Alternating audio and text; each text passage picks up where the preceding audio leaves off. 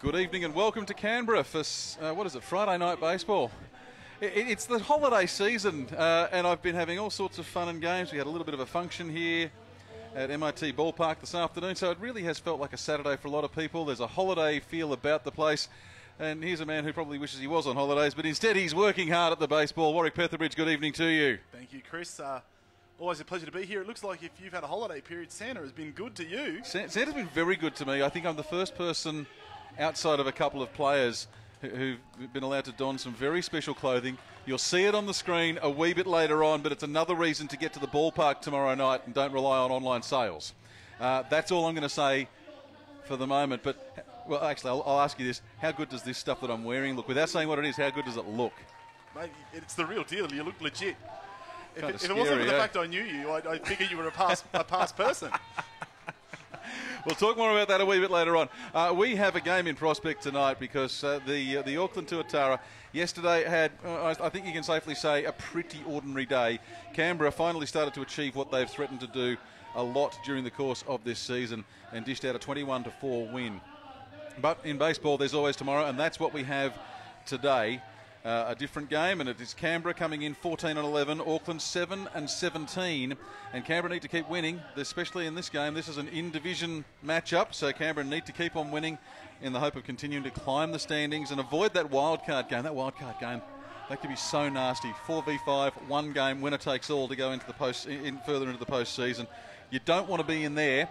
So we'll see what happens with that. We'll go through some lineups shortly. As you can see, Matt Percy, stadium announcer here at MIT Ballpark, has been introducing the players. We have the Diamond Dolls and their flags on a night in Canberra that is considerably cooler than A, last night, and B, was forecast for tonight.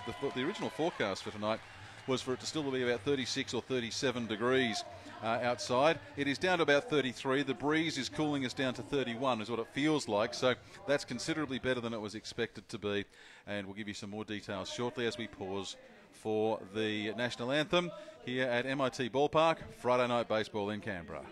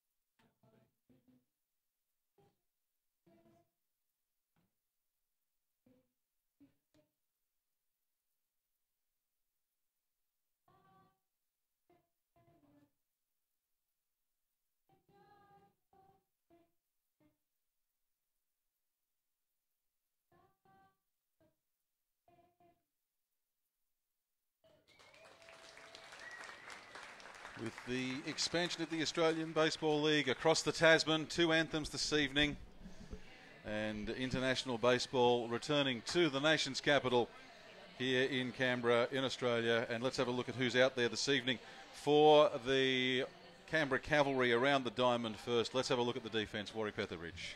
So, of course, Frank Gailey, he gets the start tonight, pitching to Robbie Perkins. Boss Moanarawa, he comes in tonight.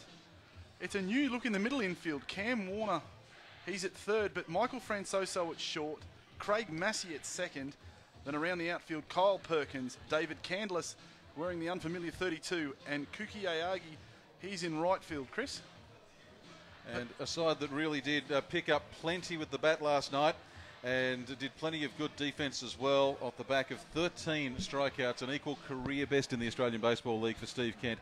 Amazing performance last night from him, and a man who's on the mound tonight will be looking to try and do that, because try and tell me there's no rivalry between these Canberra Cavalry pitchers. Is it basically, it's like anything you can do, I can do better? I think there's a fair bit of that around, you know. Just a hunch there's a bit of that happening around the place. Before you get to it, Chris, I've got to say, as someone who has a parent from New Zealand, that was awe-inspiring to see. The New Zealand national anthem at a game in this country, brilliant.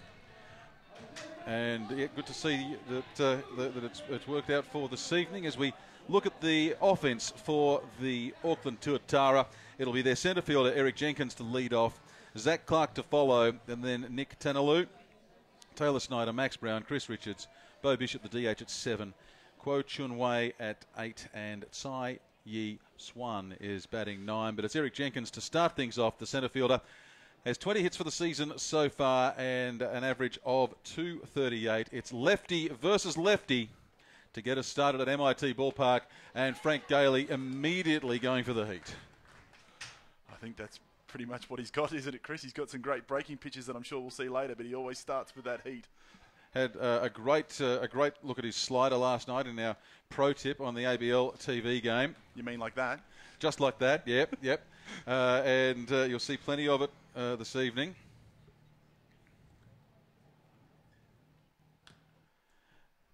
And a chopper into foul territory, so already 0-2 the count on Eric Jenkins. Gailey just... that big hulking left-hander who he just fires venom. I think that's the best way to put it. This is my first chance to see him pitch this year live, but there it is again. Fouled down the first base line by Jenkins.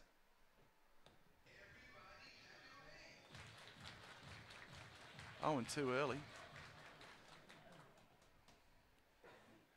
It's the one thing I like about Gailey. He finds his rhythm very quickly. It's not too often he gets disturbed. That's what you want from a starter.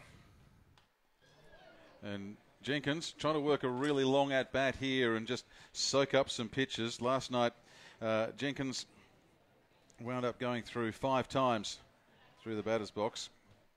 Got on 3 times. Once was hit, once was a walk, once was a fielder's choice. So 0 for 5 last night. And this one goes to Massey, who's at second this evening. Across to Moanarawa, and the 4-3 play is completed for the first out of the night. I was just saying, Chris, the new look middle infield. Massey, who when he's not playing first, we've seen him in the outfield. He's at second. We've seen him all over the place this year, haven't we? Francoso, who was at second last weekend, he moves over to shortstop. And now we have Zach Clark.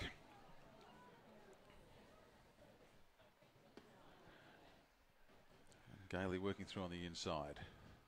I think that just went all the way around the back of the plate.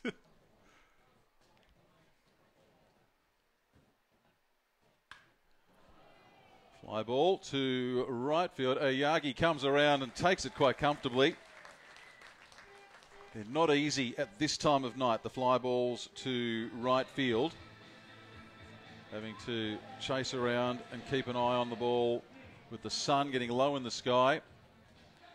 Behind home plate, you can see that on the shot there, just the angle that the sun comes in at this stage of proceedings. But the Cavalry now putting the first 2 Tuatara back in the dugout, and it's Nick Tanalu.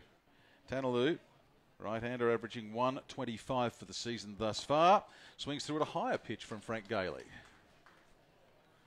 So Tanaloo got on last night, 1 from 4. Took him a few at-bats to get together. Struck out twice against Kent. He's not alone in that category last night. And has 0-1 as Gailey stays high and levels the count 1-1. Great to have Rolf Subaru on board as our streaming partners again. And we will indeed have them for the remainder of the season here on Cavalry Live. Gailey finding, again, another strike zone pitch, just working it hard.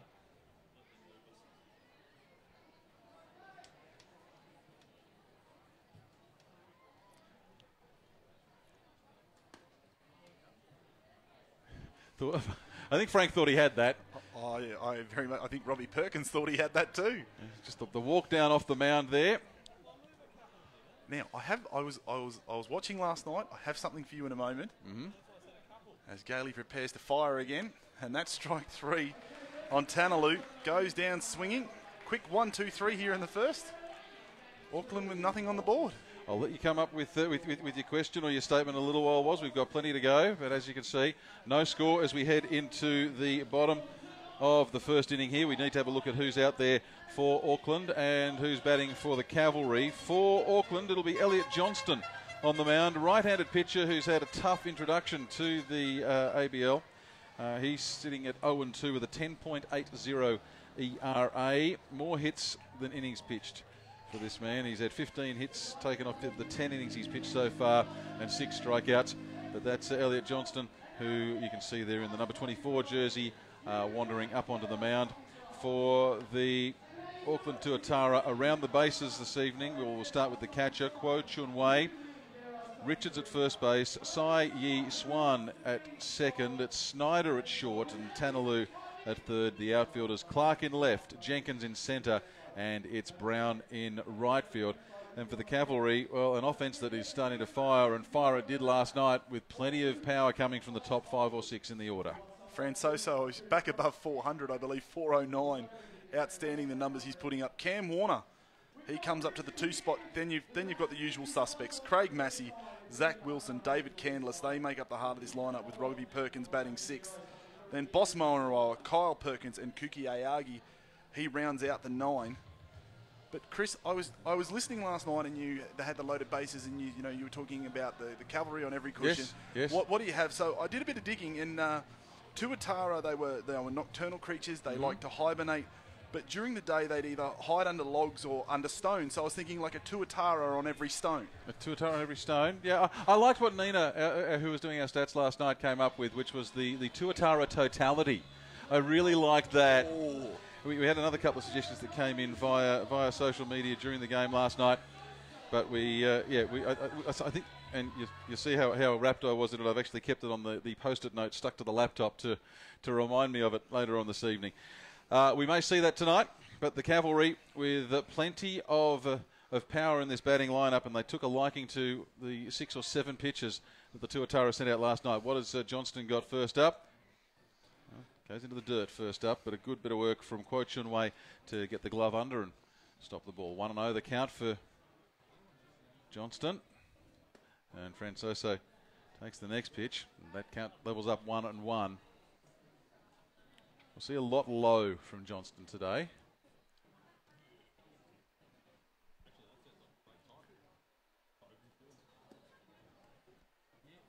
From the few things I've been able to find about him, ground ball pitcher. Hasn't had the best start here in the ABL, but the young man looking positive so far. Francoso fouls one off down the left field line.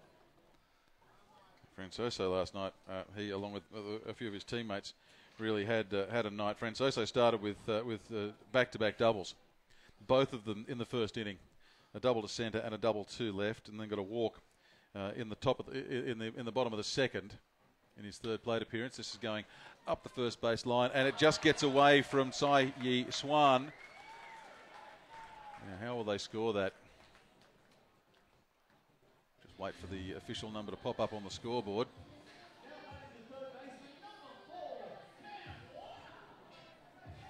You can see we haven't been able to get the score bug happening for you this evening, but we've got a camera up there on the scoreboard, and we'll keep coming to that for you.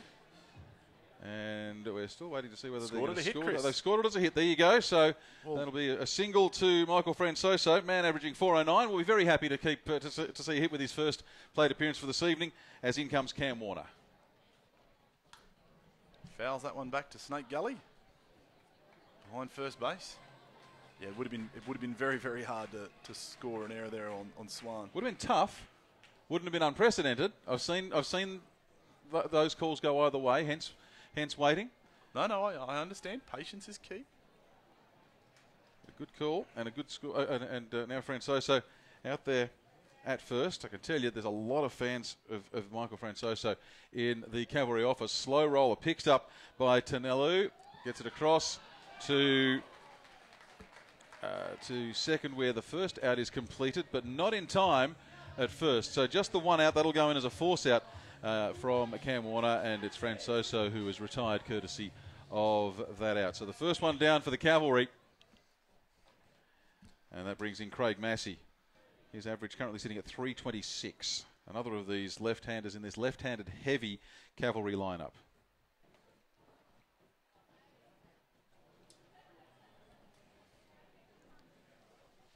So Yi Swan just off balance with the throw there and had to kind of throw off his back foot. Pick off attempt by Johnston. Warner's the back easily. It was almost like he had to reach behind to grab the ball a little and then was throwing off his back foot. But Warner's got some serious leg speed. Yeah, welcome to second base for Yi Swan. Yi Swan last night came in late in the game.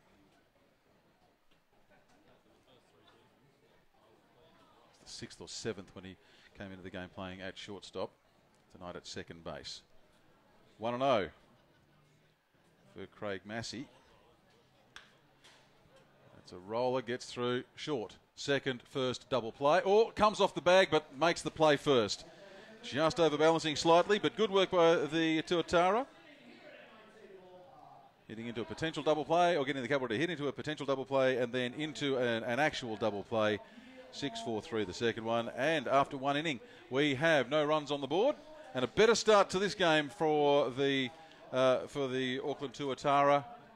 A better start for this game for the Auckland Tuatara than last night when they were already 7-0 down after what was a very long first inning, considerably shorter tonight as well. We'll have the second for you soon. For the Tuatara, it's Snyder, Brown and Richards due up, but no score here at MIT Ballpark.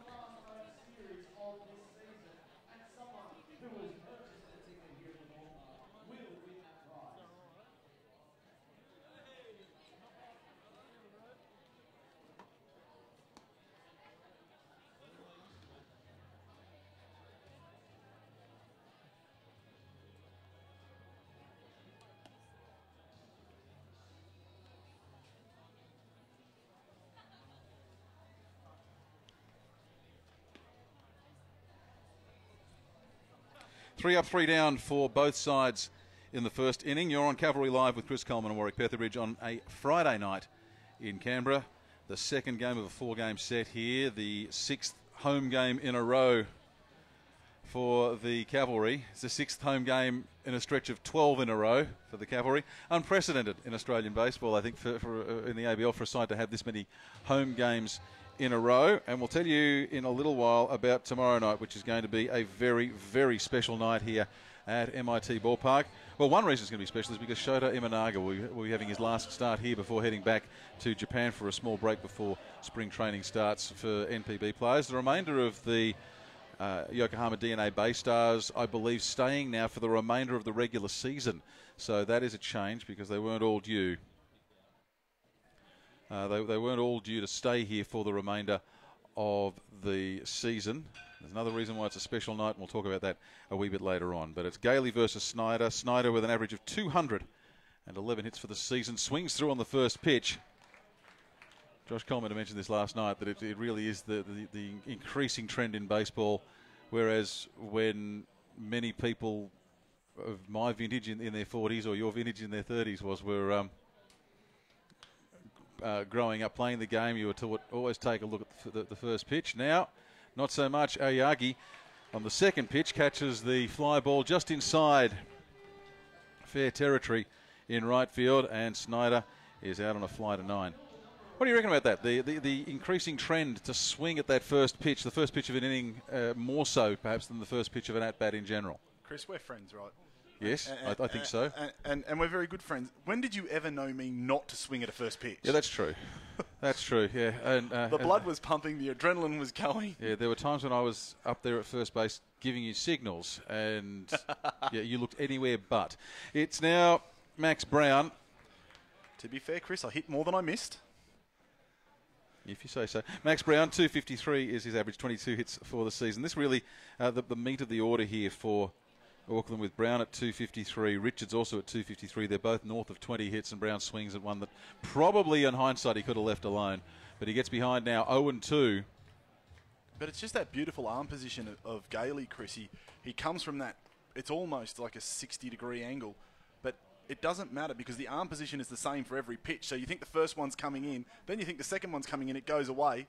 Gailey delivers, and there it is on the outside again. And then he has the to use a cricket term, he has the effort ball, the faster one, and that's when the hand comes up and is more upright.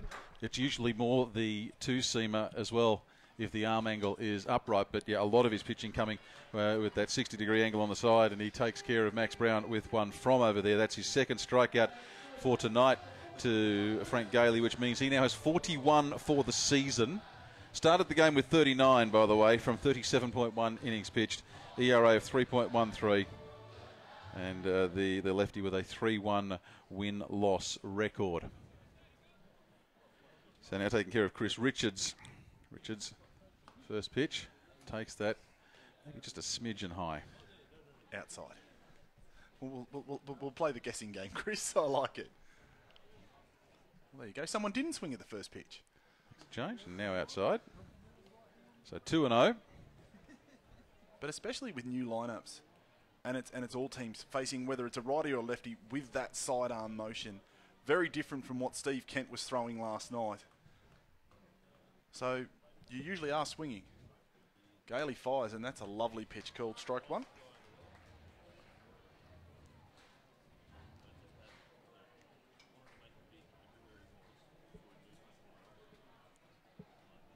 So 2-1 pitch with 2 outs.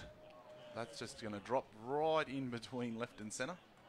Kyle Perkins tracking around to pick it up. It's a base hit. Chris Richards gets his 22nd hit for the season. That would make him the equal clubhouse leader with Max Brown. 22 hits apiece. And does it? Yeah, it's the old story. Hit it where there's nobody. There was nobody there. Large gap. Candless was a little bit around towards right field. Perkins was maybe a little bit around towards the line in left. The gap was big-ish. But again, he hit it shallow enough that nobody was going to be able to get there. Off the tail of the bat. Bo Bishop, DH tonight. He bats 213.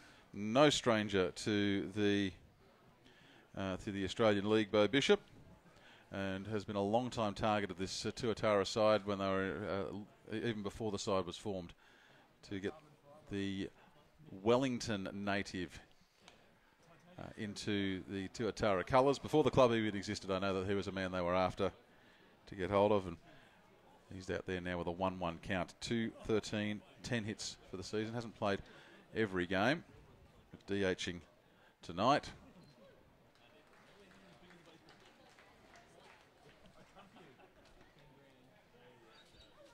Gailey's got that outer half of the plate working early. The ones that are missing are not missing by much. 1 ball, 2 strikes. Bishop strikes out. Side away again.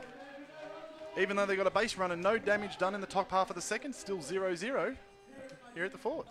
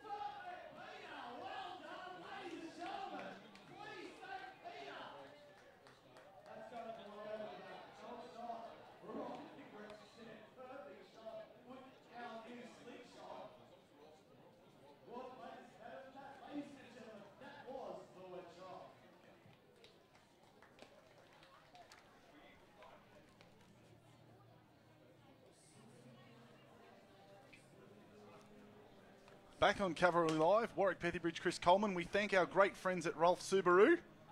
Some very special announcements coming up too, courtesy of Rolf Subaru in the next couple of weeks. And I can't say another word. Look, you keep saying that people are going to get frustrated, Chris. Yeah, well, just we've got something patient. coming Just later. be I patient. can't say a word.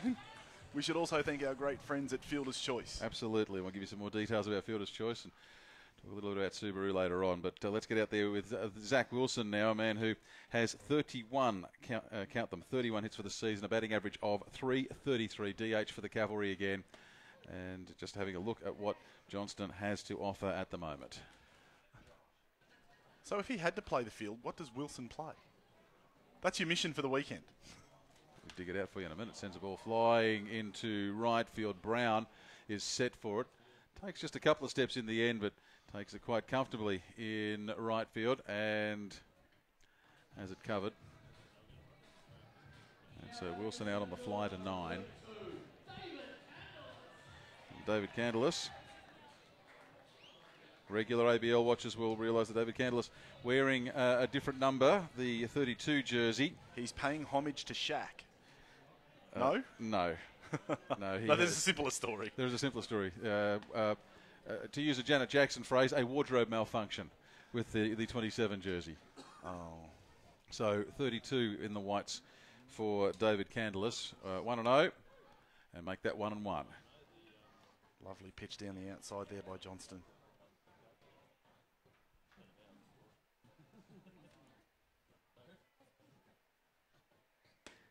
Just outside. Tried for it again. Now Candelas starting to rediscover some of his old form. Last night, 6 plate appearances, 4 hits, 3 singles and a double. And this will, I think, just fall in the park. Brown's getting set just inside the warning track. Takes it comfortably at right field. So that's been 2 fly to right for the Cavalry in this bottom half of the second. Just to finish it off with Candelas here, 6 journeys to the plate last night. 3 singles, 1 double, 1 walk and 1 strikeout. And a fly out today to start things off. And Robbie Perkins comes in with a 239 average. Been consistent about that 240 mark for most of the season. Takes the first pitch, high and inside for ball 1.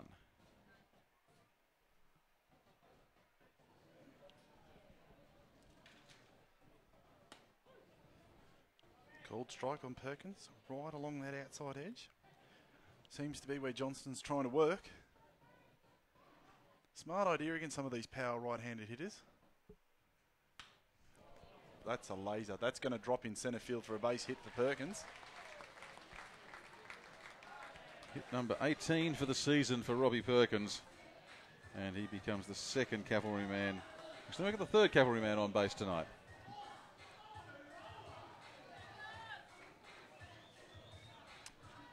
Wait, and maybe there's a ball magnet stuck under that part of the park. Who was it? It was Richards put one out, very similar location previously.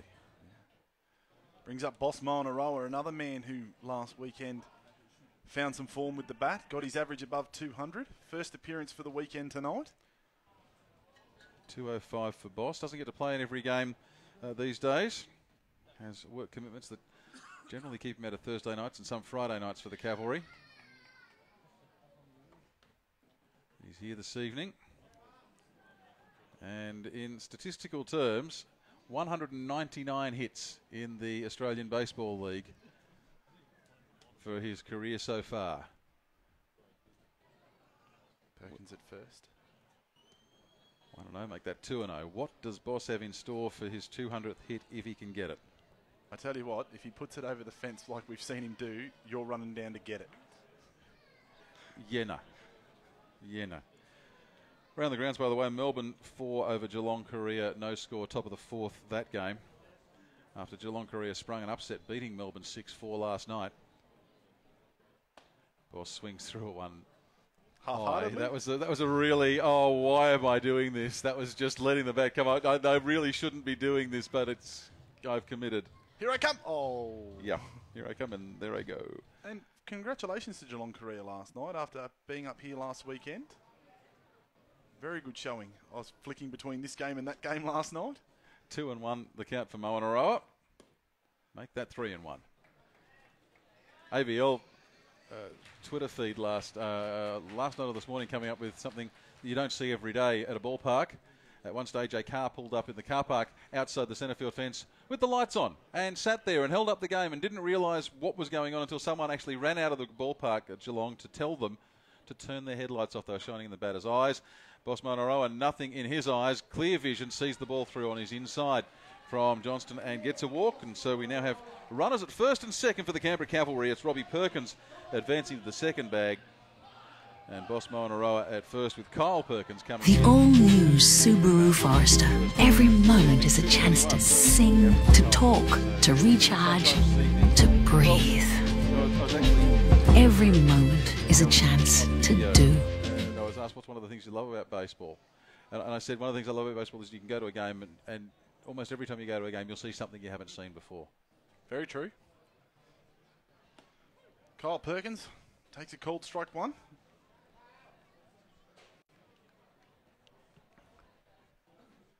Kyle's average is up to 221, 17 hits, 1 double, no triples, 3 home runs. The chase is on between Robbie and Kyle Perkins, and this might just fall That in. will drop. No, it won't. I tell you why not, because Jenkins has some serious leg speed out there. He's deceptively quick. I underestimated him. My apologies, Tuatara Nation. My apologies. We saw plenty of speed from Jenkins last night, and he continues that trend today. The Cavalry with 2 runners on, unable to convert, so we have 2 innings in the books, and it remains 2-0 here in the nothing after 2 in the Australian Baseball League. You were reading the hit score. I saw the hit score just now. Numbers pop up in front of me, and I have a bit of a read. Now, hopefully later on this evening we'll be able to bring you a little bit of video we shot about something special that's happening tomorrow night. How are we going? Can we bring that in, Ian? Is that a chance? Have we got? We'll chase that up. The wonders of doing things live, people. The video that we shot earlier in the club room. So we got that. We can do that. We'll do that. We'll do that in a few minutes. But tomorrow night, I need some more gaffer tape because I keep pulling something off our shelf here as well. Tomorrow night is going to be a great night here at MIT Ballpark because it is actually going to be a night where we pay tribute from the Canberra Cavalry to Canberra's first team in the Australian Baseball League, and that's the Canberra Bushrangers. Pay homage, Chris. Tribute? Homage? Homage. Homage. Homage. And yes, right now, And Chris has got all the swag. He's got all the gear happening. He's got the Bushrangers hat and the Bushrangers jersey. They let me dive into the wallet, pull out the credit card, and buy tonight. I think I'm the only person who's been allowed to actually buy their gear ahead of tomorrow night. Actually, Cavalry GM Dan Amodio has just walked in. Dan, I'm just saying, am I the only person who's been allowed to actually purchase the Cavalry gear? They've been available pre-sale. Oh, some was pre-sale online. 25 of them. Okay, so they went in like 4 minutes. What's that? They went in like 4 minutes. They went very fast. Yeah, yes. Very fast. As well. Yeah, I know. Was even missed out. He tried to get on to get it. He followed your link that you gave him, and he missed out. So we have more about that in a moment. As it's now Kuo Chun Wei batting 1-0. The count for Chun Wei. Oh, beautiful pitch by Gailey again. It doesn't throw 2 that miss very often, back to back. As I said, he doesn't take long to settle into a rhythm, Frank Gailey. Big left-hander. But that is lined by Wei. Cam Warner didn't even move at third. There was no point. It only went past him by about 6 feet, but it was going super duper fast. Positivity here from the Tuatara. Getting runners on early. Well, they really did have a very tough night, a very tough welcome to Canberra. And a nice piece from Kuo Chun Wei. Single to left field, and now with a leadoff man on, a chance to really do some damage here and perhaps even take the lead. And this is the thing about baseball. We saw last night a 21-4 scoreline, but that means nothing here today. Frank Gailey throws the glove out to try and stop the comebacker. Can't do much. It just deflects over to Francoso. By the time it gets to Francoso, it's had so much speed taken off it that Francoso can't affect any play. And so suddenly, instead of it being potentially 1, maybe 2 out, it's none out and 2 on. You and Josh Colementer were talking about this last night. The beauty that pitches, even if it's in their line of sight, even if the fielder's behind them in position, they always have a go. And as he said, sometimes it goes to hand, sometimes it doesn't. That was the time it doesn't. Gailey quite frustrated with himself. Shake of the head. Very good for Auckland right now. None out. 2 on. Back to the top with Eric Jenkins. No, Robbie Perkins. He's not liking either the signals missed or wants to just go out and have a quick word, make sure they're on the same page. The Tuatara getting back-to-back hits to lead off the third here. Last night they got back-to-back hits in the fourth, but that came off after there'd been 9 in a row sat down, a walk, and then 2 more strikeouts. So very different composure to this evening. Jenkins, well, that was never anything else but a strike from Frank Gailey. And the few occasions I've seen Gailey pitch, he's one of the pitchers that I've seen that seems to pitch better when he's angry, when he's mad at himself. Outside, ball. You see the movement on that, the movement away. And that was that slider grip that you were talking about earlier, Chris Coleman. He puts almost the ring, the circle, index and index finger and thumb on the inside of the ball as he releases it. Oh, and another one back at Gailey. This one, however, will complete a double play.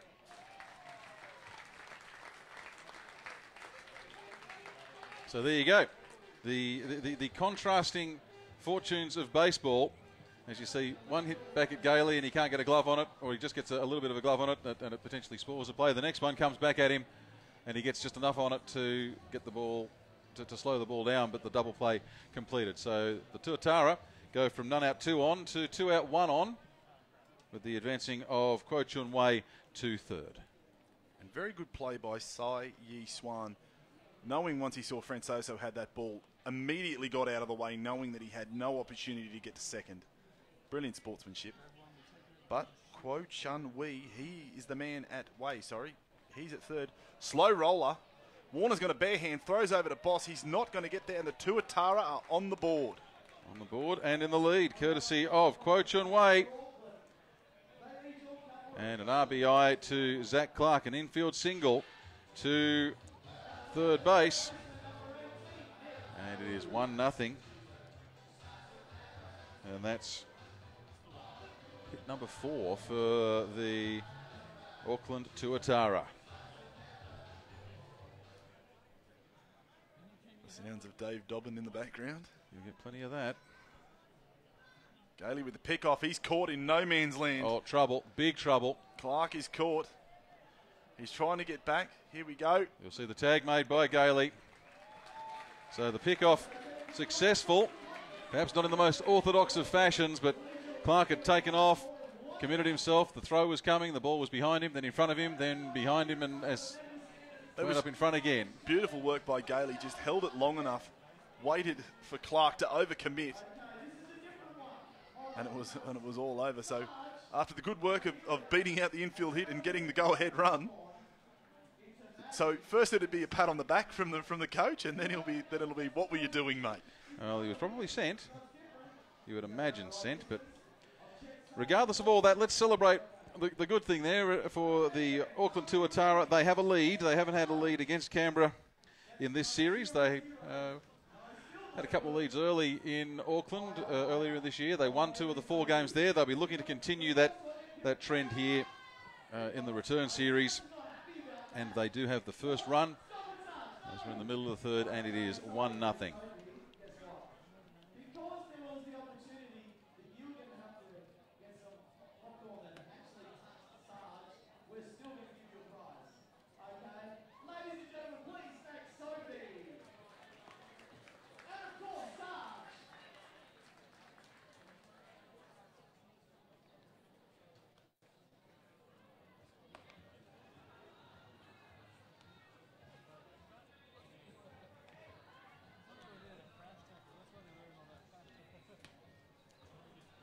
Back for the bottom of the third here at MIT Ballpark. The Auckland Tuatara with a run in the top.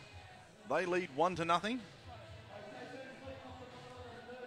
Elliot Johnston, apologies Elliot, has done very well so far for a man who is averaging an ERA over 10 and from his first 2 starts. He's done well to limit the Cavalry hitters. They got 2 on in the bottom of the second. Kuki Ayagi leads things off for the Cavalry. Batting 177. Has 11 hits on the season. Also has 2 doubles. Takes the first one for a ball. Ayagi, one of the Yokohama DNA Bay stars. Takes a called strike 1 on the inside. As Chris Coleman was alluding to earlier, other than Shota Inamanaga, it looks like the rest of the Bay stars will be here for the remainder of the season, which is great for this Cavalry side.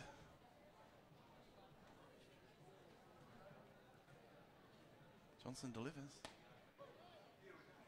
Called strike 2.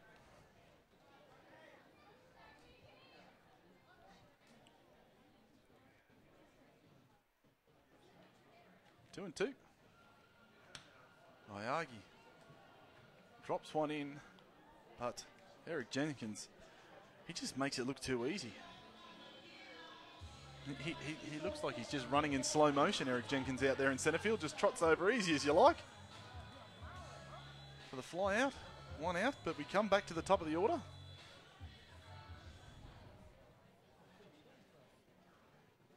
And the hit machine, Michael Francoso, started tonight batting .409. Had the hit in the first inning. Before he was out at second as Cam Warner hit into an attempted double play. He gets a called strike 1.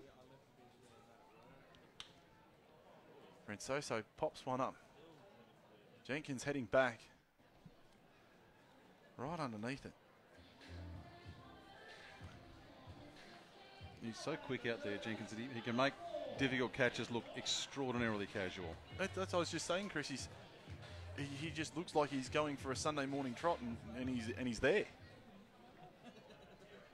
But I've got to say, Elliot Johnston is doing well through 2 2/3. That's 3 flyouts in a row for the Cavalry, isn't it? Yeah. All to Jenkins. Cam Warner swings at 1 for strike 1. Perkins to win the second. Ayagi and then Francoso here to start the third. We are just having a few network issues around the park at the moment, so apologies for if you're seeing some occasional glitching or some unusual camera shots. We are working on it. Fly ball to right field and a good diving catch by Brown. Good technique there, gets the ball into the glove, keeps the arm off the ground until the ball was secured in the mitt, and then allows the elbow to fall to the ground. How often do you see a player taking those diving catches, running forward, and the elbow hits the ground and the ball pops out because they haven't held it for long enough? So good technique from Max Brown. Exceptional technique. Kept his eyes on the ball the whole way, judged his dive, didn't commit too early. And as you alluded to, Chris Coleman had his throwing hand on the ground, but had his elbow with his glove hand in it, up in the air, so he didn't bang it, held onto it. Good performance so far through 3 from the Tuatara. Elliot Johnston leading the way. Young man. Frank Gailey back out to start the 4th.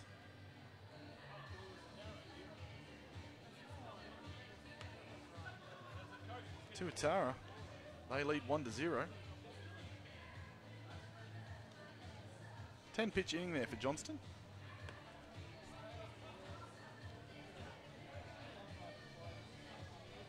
Give you some numbers on pitching performances so far. The all-new Subaru Forester.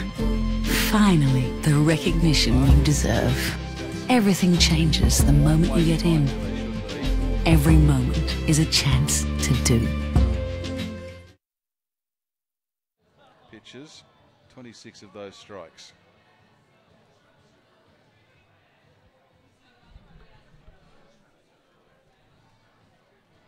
Gailey here in the top of the 4th. He's about to start again to Nick Tanaloo. Tanaloo fouls it back.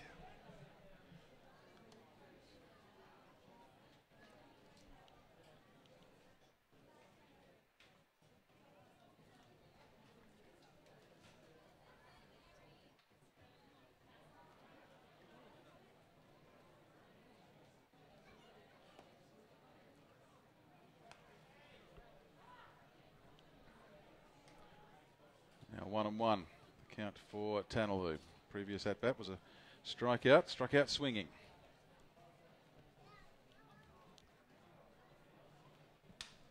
Broken bat. Straight to Francoso. Could hear that lovely cracking sound. You could, and well, Tanaloo knew it. He just took off maybe 2 steps at full speed and then processed the sound. Yeah, that's going nowhere fast.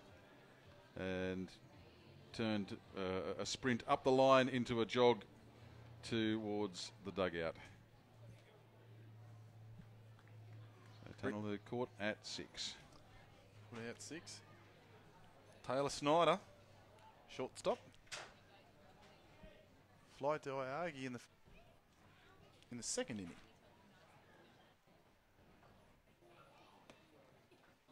Gailey misses low and outside.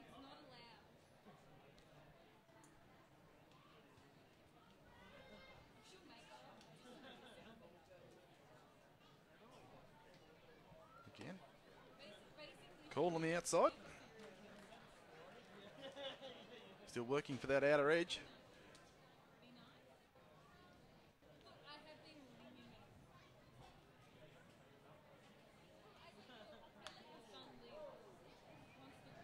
Snyder fouls another one back, and there's about 30 children chasing that down to see where it went. Sorry guys, it just cleared the fence. My favourite part here, Chris. There's so many expensive places for the kids to chase a foul ball. Oh, Gailey went outside. It was a while, but Snyder, he had his hands ready to go. He was ready. He's ready. He got the 2-2 count here now, so he's got to be ready to go. 2-2. And make that strike 3. That would be strikeout number 4 for Frank Gailey this evening. He's given Stephen Kent a real start. Kent, 39 strikeouts.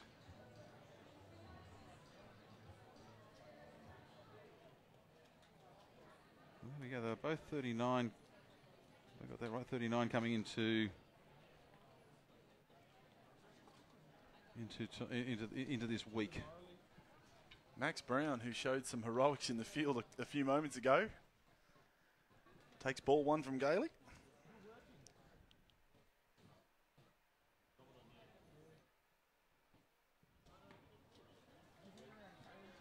Strike 1. I'm just going to check that number for Gailey. That doesn't seem right. Something's not right there. Did have some issues. The minor league baseball stats engine was down prior to today's game, so I've had to do a little bit of calculation and scribbling on the back of a notepad from time to time with some of the numbers for today. Called strike 2. 1 and 2 on Max Brown. Come back at number 5 at Gailey. Gee, just keep. He's someone asked him at a dinner I think it was in New Zealand early this season, what do you do when they come back at you? Do you try and stop them or not? And I'm pretty sure Frank said something to the effect of, it doesn't happen that often. And ever since then, it's almost been as though he's the ball magnet. Well, but it's at least 3 that have gone straight at Frank Gailey tonight. He's got to be starting to think, why me? Brown to first, 2 out, brings up the first baseman, Chris Richards. He got a hit in the first. Second, well, in his first at bat in the second inning. Just missed.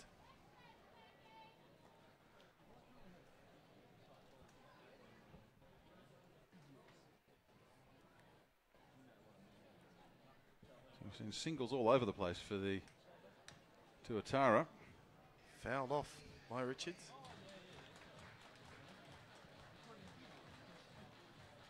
So the single for Max Brown has been officially classified as a single to two, deflected by one. Yeah. So that means that they've covered 1, 2, 5, 6 and 7 so far, and we're only in the fourth inning. Foul ball. 1 and 2 remains the count for Chris Richards, who singled to left field in the second inning. Gailey trying to keep it away from him. Richards is really trying to get behind and pull that ball. Brown with a good lead at first. And he'll go back because once again, fouled off. Plenty of it. There was a visitor to the park yesterday who shall remain nameless, other than to say he's one of the hard-working travelling workers for the ABL who goes from venue to venue. And he's been to this park a few times before, but he's never been taken on a walk down near Snake Gully, which is the drain that runs parallel to the first base line, about 50 metres, 50 yards away, as we see a ground ball hit to Francoso. Francoso gets it across to Massey and completes the play, taking care of Max Brown on the fielder's choice. And good evening to our friends at Fielder's Choice, but a different sort of fielder's choice there, with the 6-4 taking care of Max Brown. And The all-new Subaru Forester.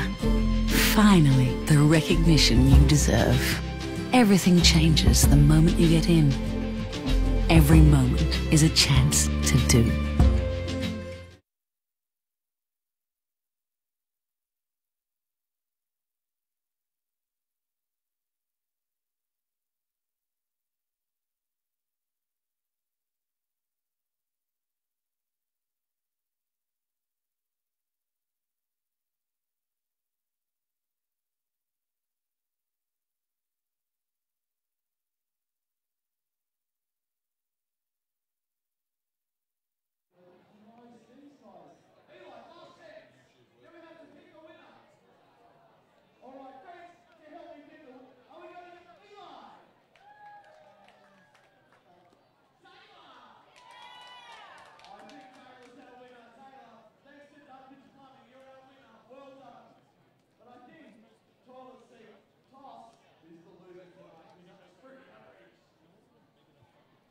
heading into the bottom of the fourth inning, and it is 1-0 for the visitors, the Auckland Tuatara. Going along well at the moment, Friday night baseball in Canberra. The Cavalry, after a big hitting night last night, yet to really rev up. 5 hits to 2 for the Tuatara, and 1 run to nothing for Tuatara. But Craig Massey hit into a double play back in the first inning. He leads off for the fourth. He'll be followed by Zach Wilson and David Candelas. And there really is a bit of a lineup, Warwick Petherbridge, to strike fear into most pitchers around this league. Massey fouls it off. Elliot Johnston, he's facing the task, is I think the correct term, Chris. He's doing very, very well for a man who came in with a, did you say 0-2 and it was 10.8 ERA? 10.8 ERA, yeah. He's not, he's going straight at these hitters. Massey swings at that one, strike 2 early, and he's doing it in very quick time. Certainly making the Cavalry batters work. Massey gets it past the outstretched glove of Tanaloo at third. Ground ball picked up by Clark in left field, but an easy single for Craig Massey, and he's on base. What you're taught at every level of baseball, Chris. 2 strikes on you quickly, just choke up on that bat. Just punch at it. Lucky enough that he got it past the outstretched glove of Nick Tanaloo at third. Just get yourself on.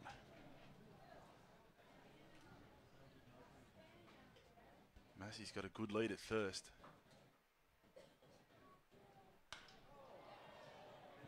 Towering fly ball to left centre. Actually, it's gone almost to dead centre. It's moved a little bit up in the air. Jenkins rather. I was going to say Johnston's the pitcher, mate. Yes, Jenkins is the man out there, and it's taken just inside the warning track. So Wilson.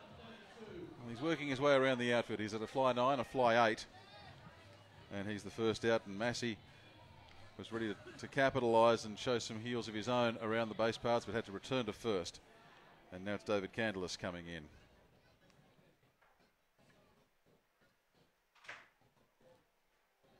Candelas had a flight of 9 as well. It's been a succession of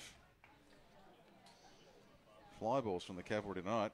In fact, that's 1, 2, 3, 4, 5, 6, 7.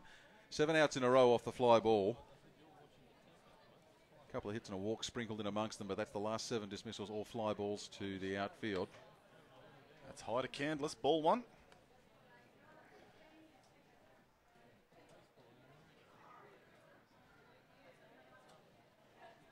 Throwing Francoso and Perkins getting on. And Massey indeed with hits to the outfield. There's been plenty going on in the wide open expanses of MIT Ballpark. 1-0, the count, ball goes wild, but well, just enough pace taken off of it by the catcher, Kuo Chun Wei.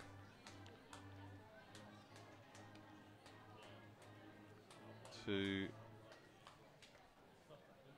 prevent Massey from leaving from first. 2-0, the count to Candelas.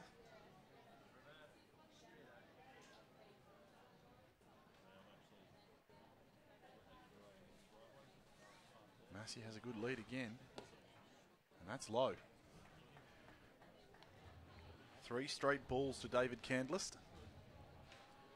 Well, a man who got 4 hits last night, first double for the season as well last night. You'd think here he might just be tempted to really unleash on one with 3-0 count. Johnston delivers. Candy has lasered that, and I think that went right through Sarge's saloon. That was a hook shot with authority. Didn't see too many of those in the cricket at the MCG today. 3-1 the count now for Candelas. And now he puts some questions in the mind of Elliot Johnston. And he's saying, yes, I've seen what you've got. I know what you're giving me. So what do you throw on the 3-1 pitch? Well, straight through the middle is probably not where you want to put it. And Candelas, he'll single to right field. I talked about Massey and his wheels. Massey is already around to third and held up there by Cavalry manager Keith Ward. Canberra in a real chance to strike back and level this game. Currently led by Auckland 1-0, but bottom of the 4th it's 1 out, 2 on, with those 2 being runners at the corners. Unfortunately for second baseman Sai Yi Swan, Massey had broke, so he was doing the right thing in covering the bag, but the ball had gone straight where Swan was. That's baseball. So Massey with the good jump managing to get around to third. Bit of a conference on the mound at the moment. Well, this is good. I like this. They've got up there to get into Johnston's ear and give him some support. Now, there is somebody up in the Tuatara bullpen. 1 out. Runners at first and third for the Cavalry. I tell you, it's a right-hander, but it's not like last weekend with Geelong Korea where they only had 1 lefty. No, true. But it's extraordinarily hard to see down there. The positioning of the practice batting cage is obscuring virtually our entire view of the bullpen. All I can see is an arm popping up periodically over the top of that netting. We'll come back to that. We'll stay with play on the field as Robbie Perkins comes in with runners at the corners and 1 out. Ball inside.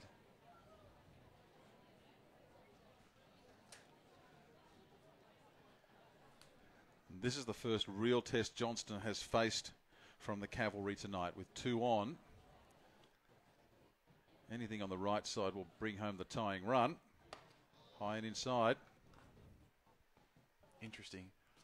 While I was on one of my sojourns, Chris, overseas, a pitching coach said to me, there are 2 types of pitchers. There's the pitcher you have when you don't have any runners on base, and there's the pitcher you have when the runners are on. And they're often the same person, which is very different. But Elliot Johnston, yeah, he seems to be not as in control as what he was when he didn't have runners on earlier. Let's see if he can get out of the jam here. 2-0. Well, now that's a brave thing to do there. Had Candelas not that far off the bag, sends the throw over with Massey at third, and I reckon Massey's eyes would have suddenly been the size of dinner plates. If that ball had gone wild, Massey would have been home, and home quick. 2-0 the count here. What's Perkins got coming to him? Johnson gets the signal, nods a couple of times, now steps back. He's not comfortable right now. Just dig up his numbers from the season so far, Elliot Johnston. Strike at the knees on Robbie Perkins. Great pitch. That's what you want to see.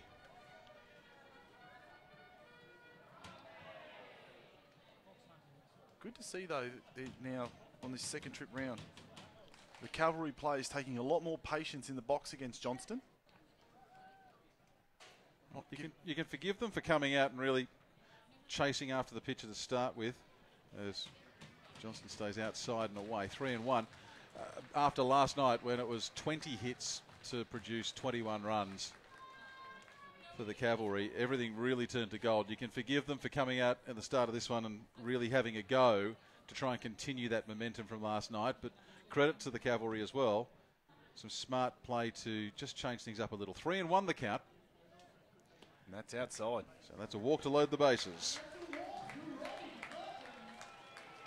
And mentioned earlier, this man needs one hit for his 200th in the Australian Baseball League. That's across 2 clubs. I tell you what, Chris Coleman, if he hits it out, I'm going to get it. Oh, well, you'll need to chase down about 400 children, and I suspect there'll be the members of the Boss Maonaroa fan club going after it as well. If he hits it out of the park here, that would be a most memorable 200th hit for Boss Maonaroa. But at the moment, it'd still be a memorable hit, trailing in a 1-0 game. Base hit will score. That'll be his first thought. Johnston delivers, and that's high. We see a lot of teams employing the shift against Boss Maonaroa. Very difficult to employ the shift when the bases are loaded. Johnston seems to be a little bit tighter in his grip and his mechanics, Chris. Just needs to settle down, the young man. Boss liked the look of that, and then scolds himself. No, boss, he's saying to himself. And just our apologies for that little bit of flickering that you may be getting on the image from our centre field camera. A little bit of interference happening this evening. We're working on it. 1-1 the count for Maonaroa. Takes a ball that certainly moves a considerable distance away from him. Just a reminder, that is David Candelas you see on shot in 32. Had a Madonna-like wardrobe malfunction with his 27 jersey. I think you mean Janet Jackson-like, but... No, come on. Most of Madonna's outfits were a wardrobe malfunction. 2-1, make that 3-1 for Maonaroa. And it's just looking at Boss's ABL career. Played 4 seasons with Sydney, now into his 4th season with the Cavalry. 214 games, 744 at-bats coming into tonight, and 199 hits. 214 games, 199 hits. Unbelievable. They're pretty good numbers. 3-1. Does he get number 200? No. Gets bat on ball, but it's fouled away behind him to take it to a full count. Full count, one out, bases loaded. Well, Boss is going to know he's going to get something to hit here. Johnston can't play with the edges. Not with a full count and loaded bases. He's got to throw something. He's got to reach back with everything he's got. He's done so well so far. Elliot Johnston. What has he got here? Loaded bases, 1 out. Full count to Boss Maonaroa. Ball 4. He gets the walk. That's 2 walks in a row for Boss Maonaroa. And the walk brings in the run with Craig Massey crossing home plate and advancing to home. And I don't think it'll be too much longer for this game. Here comes the manager now. I think the change is on, Chris. I just saw a signal from the bullpen. They've called for the lefty. Well, let's see if we can show you this while we're waiting for the pitching change to be executed. Can we bring you the video that we shot earlier today, Ian? Ian will give us the thumbs up in a moment. He is our video whiz, and he's working very hard on a number of fronts this evening.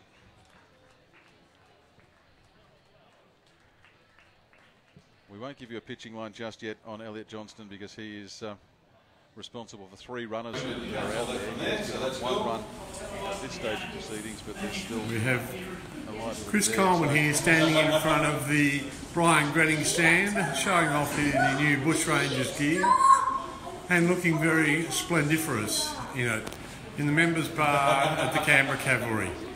How are you feeling, Chris? Are you ready for your big night? Looking forward to it, Don. Looking forward to it. Happy New Year. Happy New Year to you. You look fantastic in that gear. You look ready to play. Absolutely. What else do you want to get? I was thrilled about this. I never got to see the Bushrangers play. I was a big fan of Canberra's teams, but I was living a long way away when the Bushrangers were in existence and never got the chance to see them play.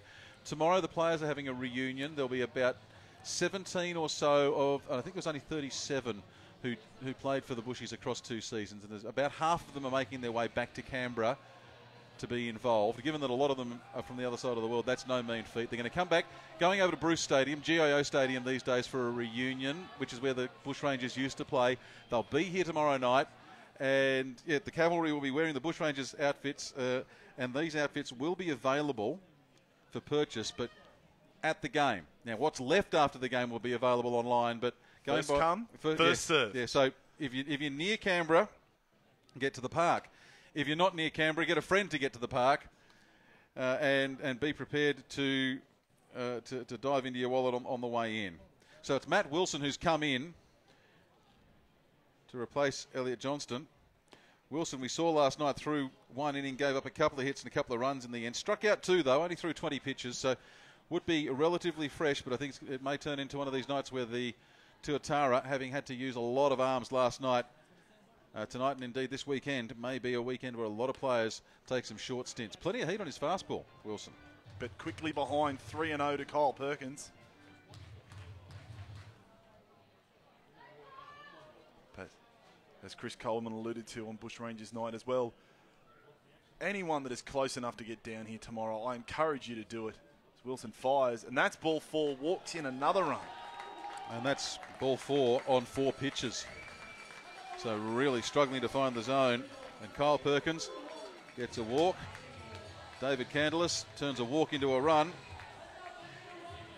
No, David Candelas had a single. Sorry, you're right. It was... but it's been 3 walks in a row. Yeah, Robbie Perkins, Bosmo Naroa and Kyle Perkins now all out there courtesy of walks. Yes. I've got a lot of walks in the book. But as well, the final appearance in Bushrangers colours for Shota Imanaga tomorrow night.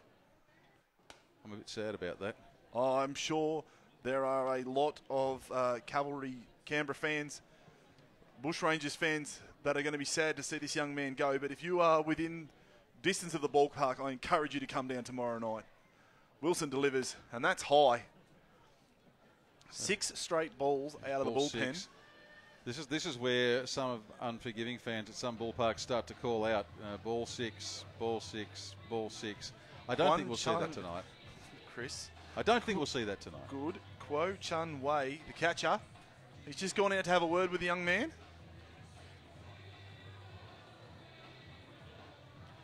And Wilson, welcome back to the bump. Last night only threw 20 pitches, and I think he threw 12 of those for strikes. I'm just digging out the numbers. Yeah, 20 pitches, 12 strikes last night. He's thrown 6 pitches for 0 strikes tonight. Make that 7 pitches for 0 strikes. I just saw the umpire flex for just a second, Riley Barrington at home, and I thought he might have been giving almost a mercy call, but he didn't. 3-0. And that's high. 8 straight balls for Wilson. Jeez, I cannot remember the last time a batsman has been walked around the diamond, Chris Coleman. Robbie Perkins was just walked all the way around the diamond. He was. Bosmo Naroa has been walked to the 3rd. Kyle Perkins has been walked to 2nd. It's a walkathon at MIT Ballpark. And not the kind that you used to collect money for at school, Chris Coleman. No. How many? You give me $1 a cake? Well, the Cavalry are up to about $19.50 at the moment. And now comes Michael Francoso. Well, at the moment, they're getting... They'll get their 10,000 steps in, that's for sure, for the Cavalry for tonight. But yeah, back to the top of the order, and Francoso takes another pitch. And It's another ball. It's all going wrong. It is all going horribly wrong. After a good start, the Tuatara, the blowtorch has been turned to the belly, and Wilson. there we go. He gets one on the inside, And and the crowd let him know about it too. 1-1 the count on Francoso. when you have thrown 9 straight balls, to have a courage to throw that breaking pitch, there it is again. Francoso fouls it off. Well, he went to the well and did not come up dry.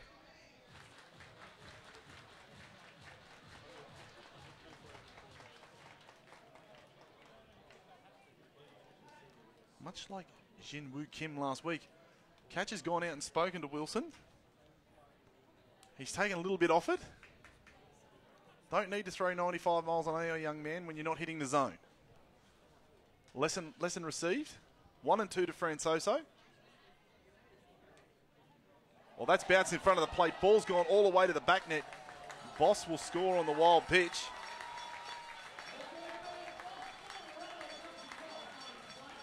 Gee, what else can go wrong for Auckland here tonight? Don't say it.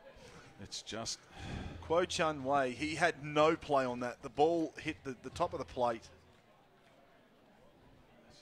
it's just so hard. Got a story to share with you from Geelong and Melbourne in a minute. 2 balls, 2 strikes for Francoso. We'll stay with this for a moment. And that's high. Oh, now Wilson, he's had lots of trouble keeping the ball anywhere near the zone, and he's completely lost control of that. Francoso, shaken, not stirred, goes to the ground. Plenty of dirt on the strides, but he's okay. But there's a full count on him. Just to keep you posted on where things are at here, you've got a full count now on the bat of Francoso. Only 1 out. Perkins at third. That's Kyle Perkins. Aoyagi at second as the runner, and now a walk to Michael Francoso, and he's back out there to load the bases. That's multiple times the bases have been loaded tonight, and I'm just going to do a quick count here. 1, 2, 3, 4, 5. Well, I said this earlier, you go to a baseball game and you'll see things you've never seen before. I don't think I've ever seen 5 batters walked in a row. I don't think I've ever seen that. I don't remember the last time I have. Chris Cummins, you might want to do a quick round the grounds check, because I think Luke Hughes has just hit 2 grand slams in Geelong. Wow, so Hughes is doing all sorts of things. Before we talk about Luke Hughes, the other thing that's happened in Melbourne as we see the end of the night for Matt Wilson, and he exhales and puffs the cheeks out on the way out. That's a tough night at the office for him. The umpire walked up to the Geelong Korea picture, according to Matthew on Facebook, and took the sticker off his cap. Well, can't have it. No, you can't. I didn't actually even see anyone up in the Tuatara bullpen. Well, they got someone up pretty quick. We'll give you some details on that. And a note from Stuart via Facebook that of the Aces' last 19 runs scored, 12 have come via home runs by Luke Hughes. So he's done plenty. So it's Chen Yu Xian. Chen Yu Swan, yes. Chen Yu Swan. Sorry, the writing on the photo I got of the Auckland Oh, lineup yeah, is not very clear. It's shocking. Chen pitched last night as well, and to say he had a worse night than Matt Wilson, well, I don't know if he actually did in technical terms in the end. He came out, gave up 4 hits in 0.1 innings, didn't walk anybody, but was only out there for 24 pitches, 15 strikes, but gave up 4 earned runs. Mind you, everybody gave up runs other than Yuki Harada for the Auckland Tuatara. My pitching line, by the way, is looking an absolute mess. What? I'll give you a minute to sort that out, mate. I don't think it's sort outable here. It just looks tough. So Wilson's line will be 0.0 innings pitched and 3 walks. The all-new Subaru Forester. Every moment is a chance to sing, to talk, to recharge, to breathe. Every moment is a chance to do.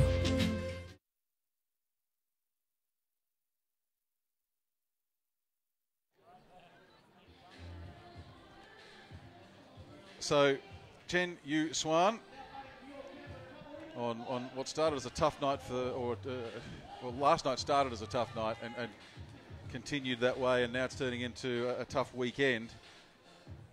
And got a feel for Elliot Johnston. He was cruising through 3 innings.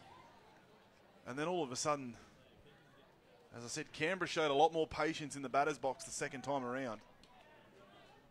Saw off Johnston. They've seen off young Matt Wilson, and now Chen Si Yuan. It's his turn. So what's he got? Chen Yu Swan. And in what is becoming a very much developing trend, Cam Warner takes the first pitch, and it's ball 1. So we're just having some trouble with our centre field camera at the moment. We'll stay with action from behind the plate. And Warner gets underneath it. Jenkins chasing around in centre, has to get set, takes it. This will bring home a run, the runner from third. That's Kyle Perkins, he comes home. So that's the 5th home for the Cavalry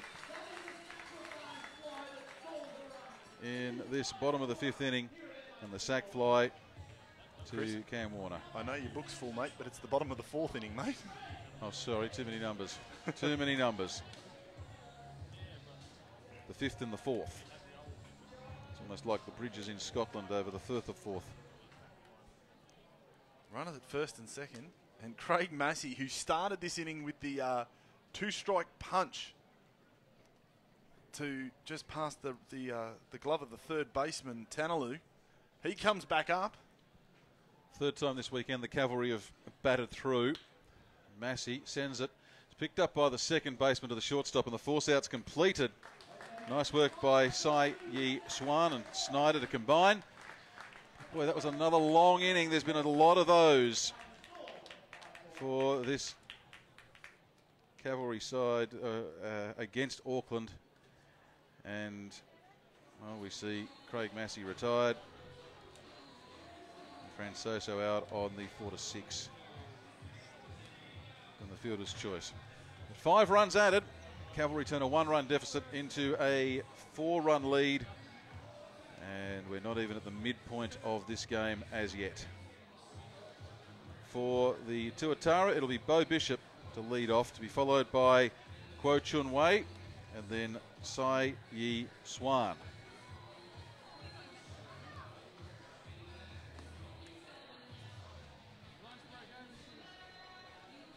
So here at MIT Ballpark, we have it all here, including a beloved mascot, Sarge. Not quite sure if he's obeying the OH&S guidelines by riding on the fence like that, but see if he can get down, or if he decides to turn around, we'll come back to Frank Gailey warming up. Gailey, this will be a challenge for him now, because the first few innings went through fairly quickly. He's thrown 52 pitches so far tonight, but he's had a very long break since he threw the 52nd of them. And the Cavalry went through 10 batters and a lot of walks. Bishop is due up. Bishop struck out.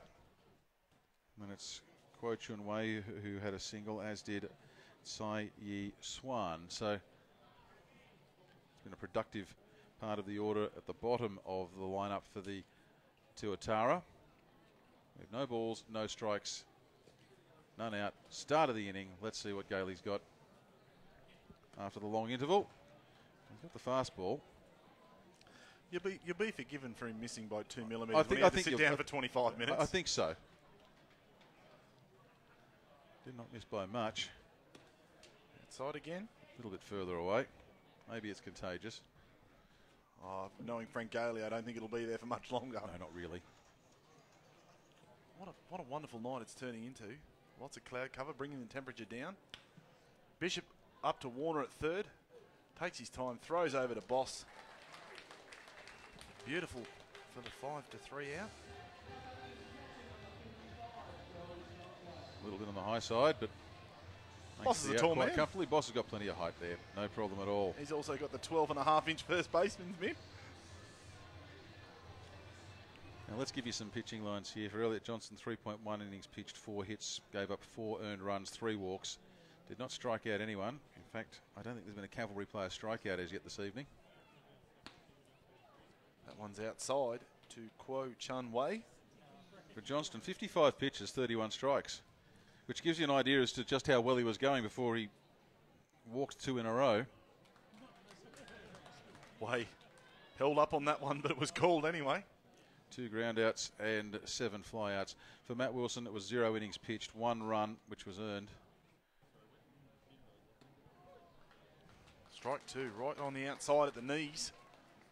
The problem for Wilson was the 3 walks that he gave. No strikeouts, 14 pitches, 2 strikes. I've seen some lopsided counts in my time, but I don't think I've seen any more lopsided than that. 2-2 the count here for Gailey. Sorry, just with the true underarm flick submarine pitch just then, Chris Coleman. Sorry, throw something different in. 2-2. Why wouldn't you? Gailey set. Fouled away by Kuo Chun Wei. But look, after all that work that Elliot Johnson had done, he's back with the same ERA. Same ERA as he started with. Yeah, started at 10.8 and continues at 10.8.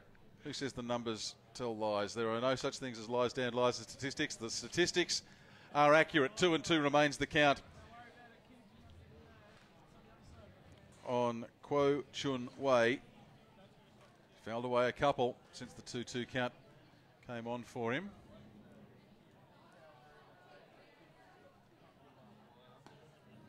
Gailey goes away, so now 3-2. So a full count on the batter. Looked like a circle change from Gailey. Holding the hand with the 3 fingers across the ball and the circle on the inside. Full count, Robbie Perkins. Makes the sign. Gailey comes set.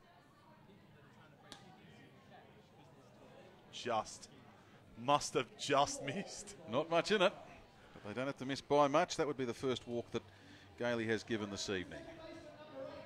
So maybe it is contagious. No, I think maybe it was just, you know, when you're a pitcher and you're in a rhythm and then all of a sudden you've got to sit down for 25 minutes, half an hour. Sometimes it helps you, Chris. It especially gives you relief for your arm, but you lose your rhythm. Gailey delivers. There it is. And yeah, to my eye on the screen in front of me, there didn't look to be too much difference between that one and the previous one. We're only talking millimetres, so Gailey certainly painting the corners and, well, sometimes painting the adjacent room with the outside pitch that time. 1-1 the count now.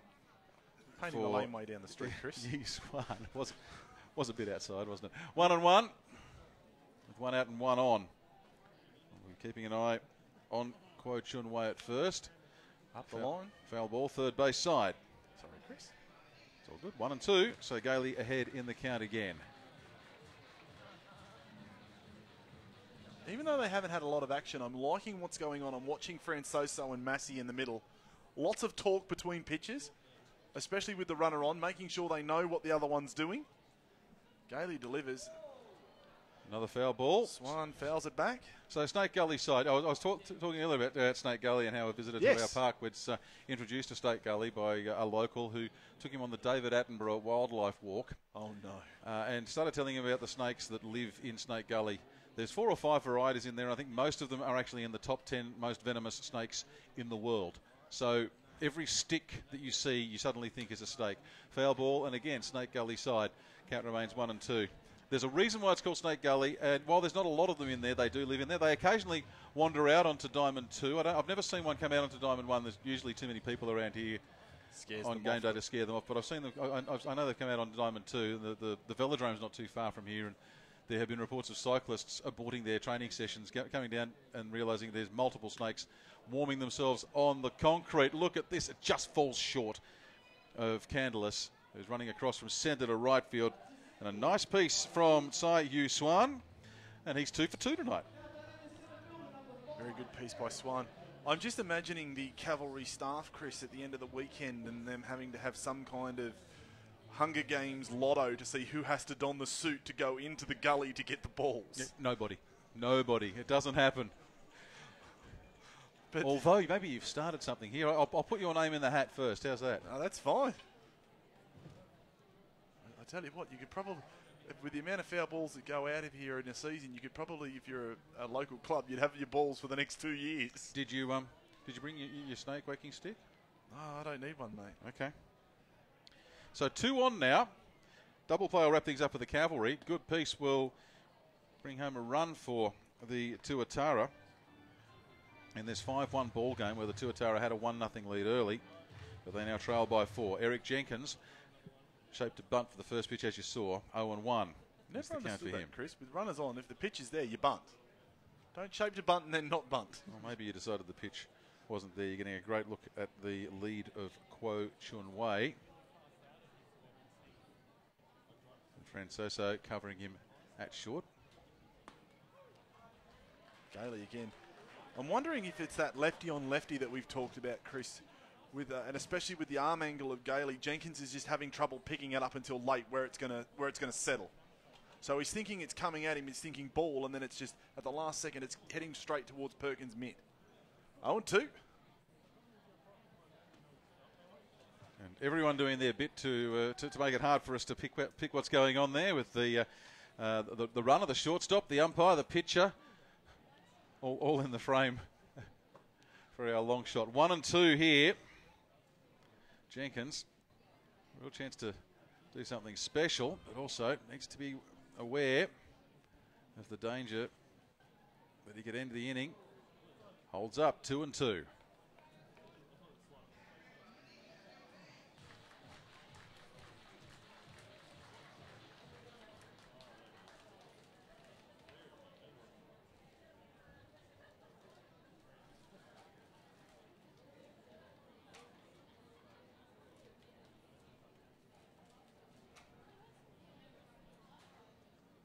Long pause by Gailey. Jenkins off the top of the bat. Perkins tracking hard. He's got a double play, a chance. Fires. Oh, well, that's a web gem for you. Unbelievable by Craig Massey. The shallow fly by Jenkins into left field. Robbie Perkins comes up firing. Kuo Chun Wei, I think he thought it was going to drop. He had a very long lead off second base, and Perkins has fired at full stretch. Massey has had to take that after coming into the bag, go back the other way, full stretch for the out. Side retired, threat and neutralised Chris Coleman. Double play, fly 7-4. And again, we put that into the list of things you don't see terribly often at a ballpark. Wowzers. Cavalry get out of a little bit of a jam, and they hold on to their 5-1 lead. And you just shake your head. You just shake your head with the runner there. I've been advised of a different pronunciation, and I will bow to local knowledge once I get the note back up. Thank you to social media for supplying it with me, and believe it or not, the note has disappeared from the screen. I will get back to that, I promise. That had overcommitted, and yeah, I'm trying to think again. Double play 7-4. Yeah, I don't think I've ever seen one of those, Chris Coleman. The fly 7-4. Not often, anyway.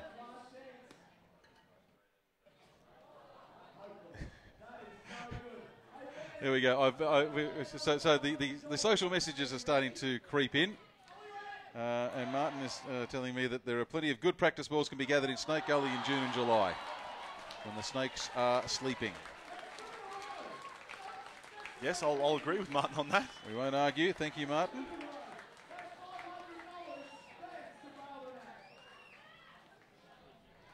Shuji Win.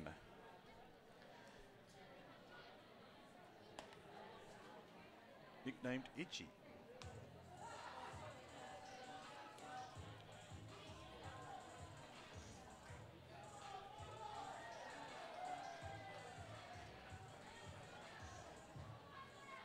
So he's not in there at the moment. But we thank Gareth for his... Thank you, Gareth. Yes, we got... I had him as Gui Yuan Shu last night, but Shu Ji Win. So thank you, Gareth, for that note. Zach Wilson takes a called strike to start the fifth, bottom of the fifth. Wilson, fly to 9, fly to 8. He's working his way around. Keep an eye on the Tuatara as well, because they've almost managed to work their way to, with their 6 hits, I think they've gone to 6 different places. 1 run on 6 hits. Canberra 5 runs on 4 hits. That's baseball, Chris Coleman. 1 and 1.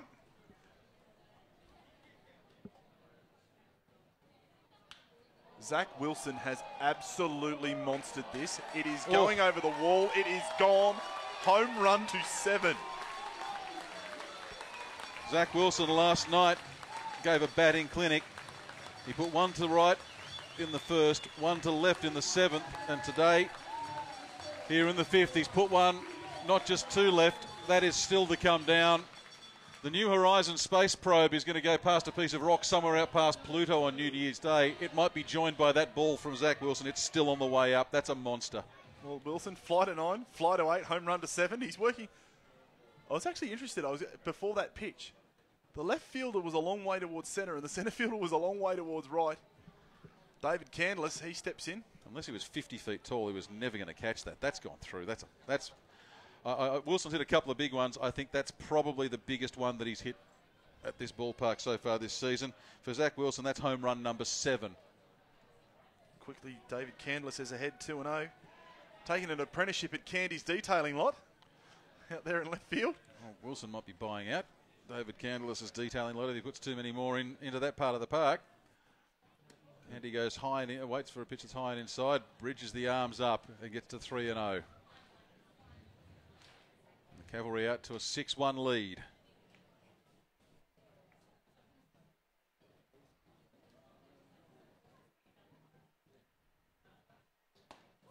Cold strike. Candless down to 3-0 count into a single to 9. Last time up, if I'm remembering correctly. 3-1 the count on him now. He takes the pitch and gets a walk. His first walk for this evening. And now a little bit more pressure on Chen Yu Swan. Chen Yu Swan gave up the home run. And unfortunately, when you get into the top 7, 8, 9 guys in this Cavalry lineup, it's starting to get kind of scary. We were talking about it last weekend, Chris Coleman. When were the bats going to awaken? Well, here they come. Robbie Perkins, the captain, takes a cold strike. Runs so far for Massey batting in the 3-hole. Then you've got Wilson, Candless, Perkins, Moanaroa, and Perkins. They've all scored. 8 of the 9 batsmen so far have been on base. The only one yet to get on base, well, he got on a fielder's choice, but it doesn't count, is Cam Warner. It's going a long way back, but Jenkins runs it down, takes it comfortably. Candless turns around, was 8/9 of the way to second, turns around and gets back to first. I'm very impressed with Eric Jenkins out in centre field, Chris Coleman. Makes it look effortless. A lot of centre fielders would have trouble picking up that ball here under the lights at MIT Ballpark. He was straight out there. And it just, as you said, makes it look effortless. Boss Moanaroa, he steps in. He's had 2 walks tonight, boss. He won't complain about that. No, he will not. He'll be. I'm sure if we saw him later and he had 2 walks and not a lot else, he'd be like, I got 2 walks, I did my job for the team. Got on base twice. Nice breaking pitch by Chen Yu Swan. A called strike.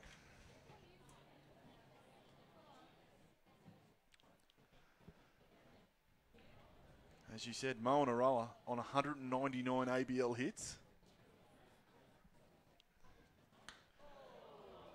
He has popped that up to deep right field. Brown is coming back around. Takes it just inside the warning track, Chris Coleman. The wind has picked up here. The flag is blowing out more towards the left field now. There wasn't a lot of wind earlier, Chris. It was a nice gentle breeze, but as you can see, the flag is pretty much horizontal towards the left field foul pole now.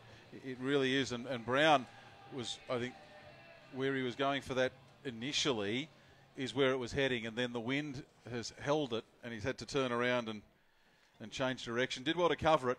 Had the acute misfortune of a hard hit ball last night, which bounced fair by 4 inches. Attempted pick off. Candless back comfortably.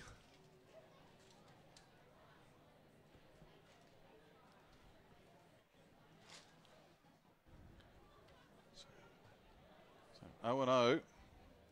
Kyle Perkins, Just the one pick off while he's been out there. And now another chase of Candless. Interesting tactic that they're trying this with 2 outs to get the 3rd out on the base paths now.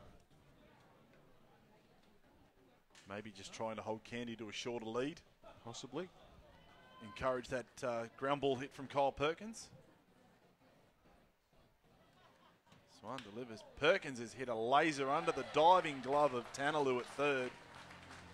There's another base hit. Advances David Candless to 2nd.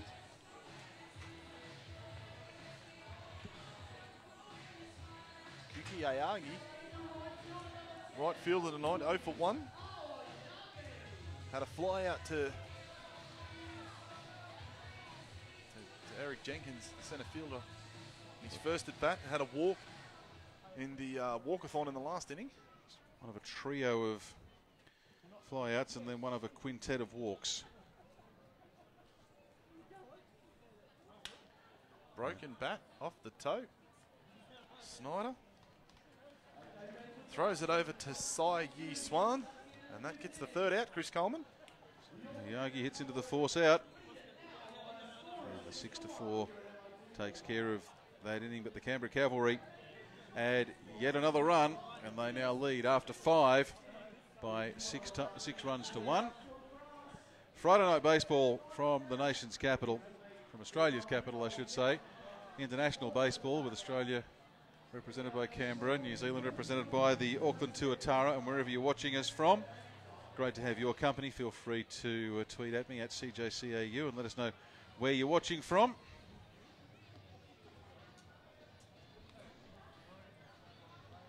We have a look and see who's due up in the 6th for the Tuatara. I have Zach Clark, Nick Tanaloo and Taylor Snyder. Correct. We did see the Auckland side ring a few changes as the game went on last night, so we have to be just a little bit on our toes. We don't always, in the commentary boxes here in the Australian Baseball League, get the advice that a change has been made. And I know last night, was it last night? I think it was last night.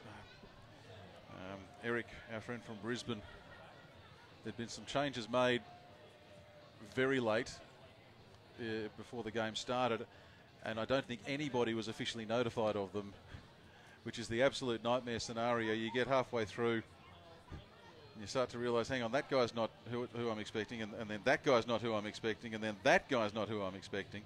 That's the nightmare. Poor Eric Brainer, good friend of ours.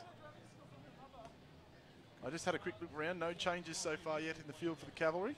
Keeping an eye on that. It'll be someone. The all-new Subaru Tuatara lineup, you would imagine. So far, I can see Clark and I can see Tanaloo, as per program. There you go. There's Tanaloo, the man who's on deck. Zach Clark making his way around behind the umpire to into the batter's box. Other scores: Melbourne versus Geelong Korea. Geelong Korea have pulled one back. They currently trail 8-1 though in the bottom of the 7th.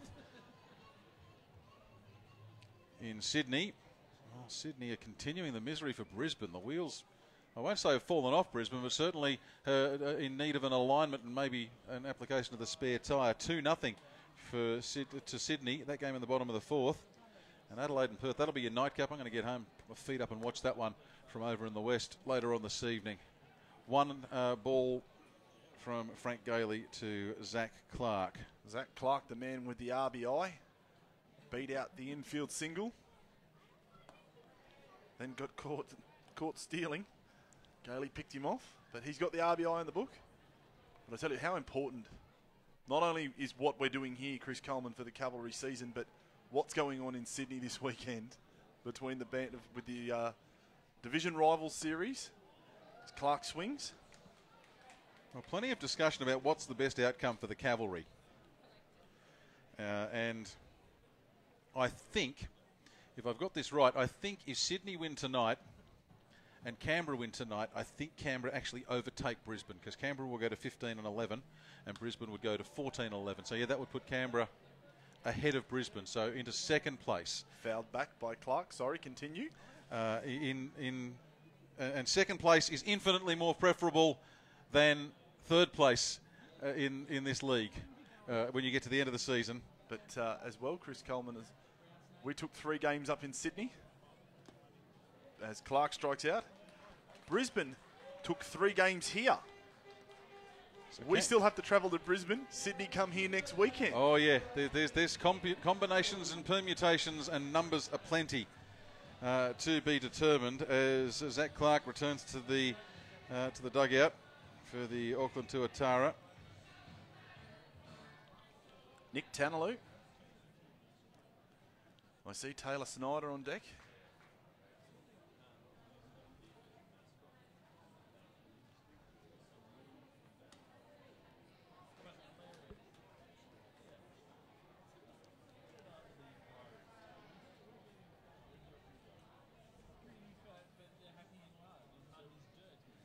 Very low number of strikeouts in this game so far.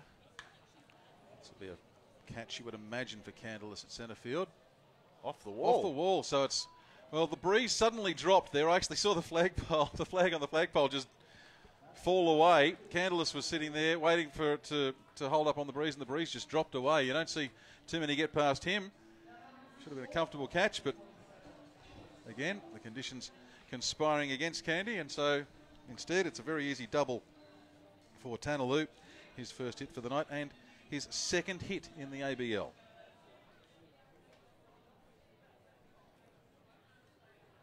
Lovely hitting too, right in the screws.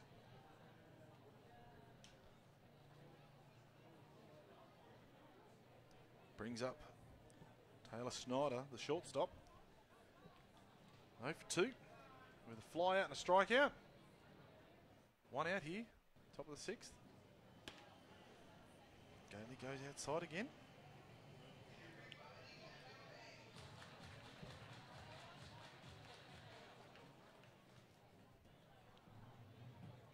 Gailey's count up into the 80s now. 82, I think, and 56 of those strikes. Draws a big swing from Taylor Snyder. 1-1. And there it is. 10 minutes ago when Boss flied out, that flag was dead set pointing towards the left field flower pole. It is. Now it is limp. It's not doing anything. Who'd be an outfielder? Honestly, 1-1.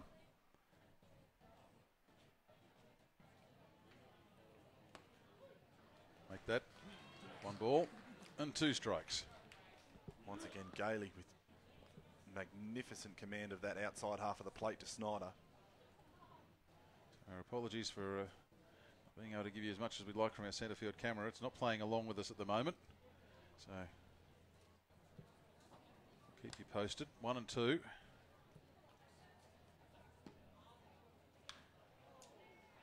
Fly ball to right field. Our Yagi is set and again has to make that late adjustment to take the catch. No. Chris, I know that you didn't spend a lot of time in the outfield, my friend, but Ayagi was under it. With the runner at second, you take 2 steps back, so you're coming in on the catch, throw, still coming forward, didn't move. Perfect outfielding, Chris Coleman. Perfect outfielding. Don't take that away from Ayagi. I support you, my man. Perfect outfielding. Differences of opinion. Like you said, I didn't spend a lot of time in the outfield. No, you did not. As I said a few minutes ago, who'd be an outfielder? Oh, I loved it out there. What, out there with all your mates? Hey, I had lots of friends out there. That's all right. 2 out. Butterflies, seagulls. That's all right. Max Brown. Ball 1. He's 1 for 2 tonight with a single to 2. Deflected from 1.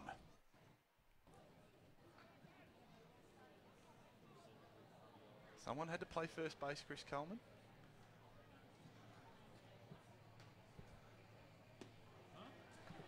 Enjoyed that a lot more than second, I can tell you. 1-1 the count now for Max Brown. Old power throw we used to call him.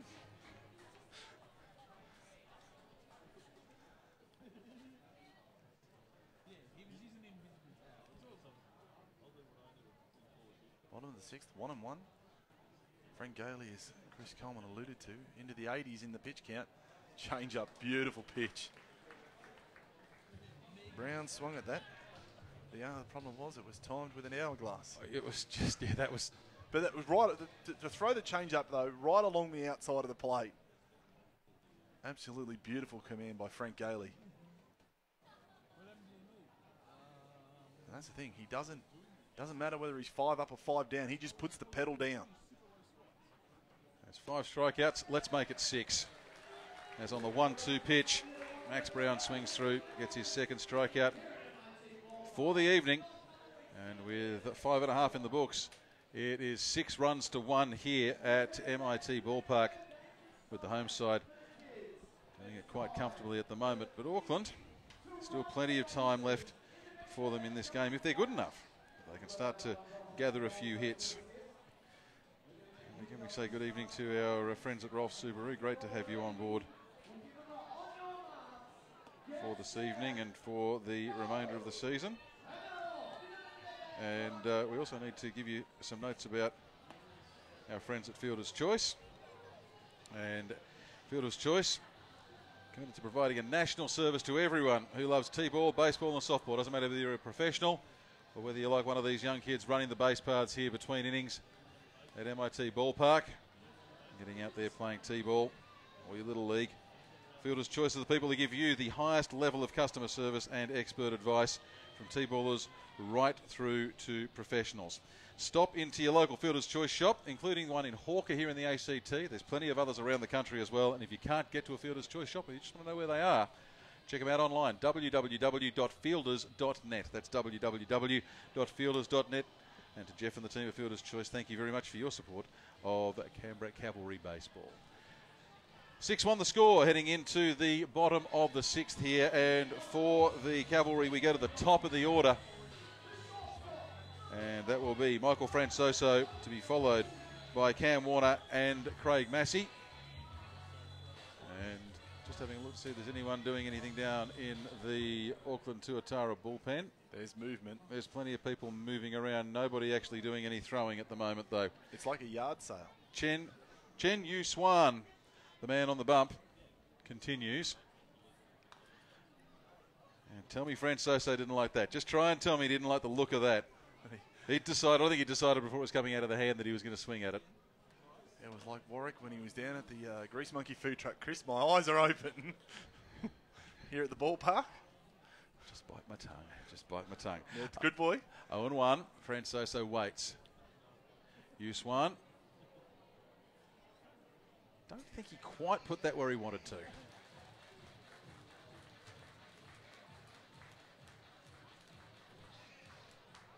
So a big thank you to our video crew. They're working very, very hard. I can see out on the outside the centre field fence, the camera's been pulled down and given a complete cardiac bypass and is now being placed again. So hopefully we'll be able to bring you some more of this game from outside centre field as Massey swings through. And I think he's actually hit that into his own leg or his own foot. He's fouled that onto his own foot, Chris Coleman. Ouch. That is a painful experience. Someone did that last night, and I have a feeling it may have been Massey who did it last night as well. No, that's Francoso. Well, there you go. Tell you what, while we've got a break in play, though, once again, just a reminder, Bushrangers night tomorrow night here, Chris Coleman, with the lovely gear that you're wearing. It's amazing. As you said, there'll be limited merchandise for sale at the ballpark. First come, first serve, and if there's any left, which I don't think there will be. I'd be very surprised if there's much left at all. You really want to get to the ballpark if you can and pick up your Bushies gear. 1 and 2, make that 2 and 2 as the 58-foot special comes through from Chen Yu Swan. I looked over and there's people there with the stretching ropes and there's a catcher geared up, but no one's throwing yet, Chris. I'm just having a look over at the Tuatara bullpen. No, but how many guys are up with the stretching ropes? I count 4. Yes.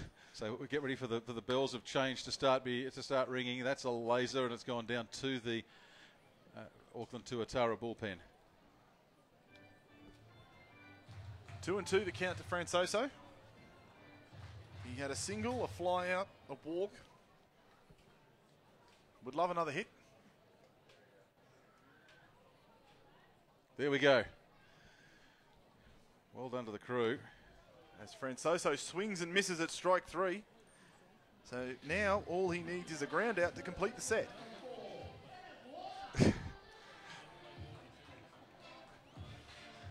Indeed. Indeed. Warner has had a sack fly, a fly 9, and hitting into a force out so far this evening.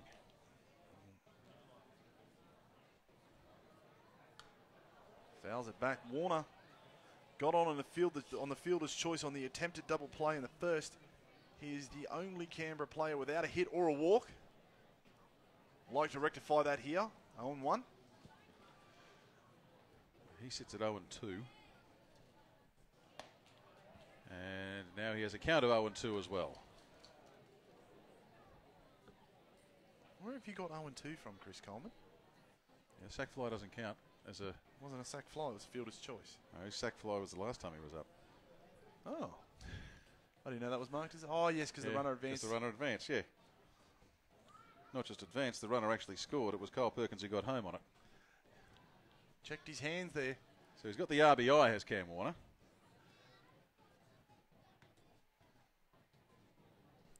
One and two.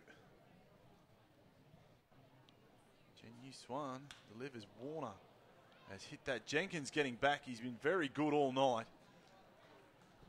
He turned around a couple of times. It was like a corkscrew, Chris Coleman. I reckon he was keeping an eye on it because that wind's very fluky out there. It's up and down like a kid on a trampoline. Watching the flag outside centre field, which is not too far from the scoreboard shot, you can see there at the moment, and the flag comes up.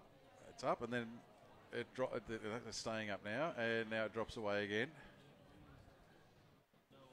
It's really fluky, and sometimes it's quite strong, and then it's not there. Tough conditions on the fly ball as Craig Massey is in.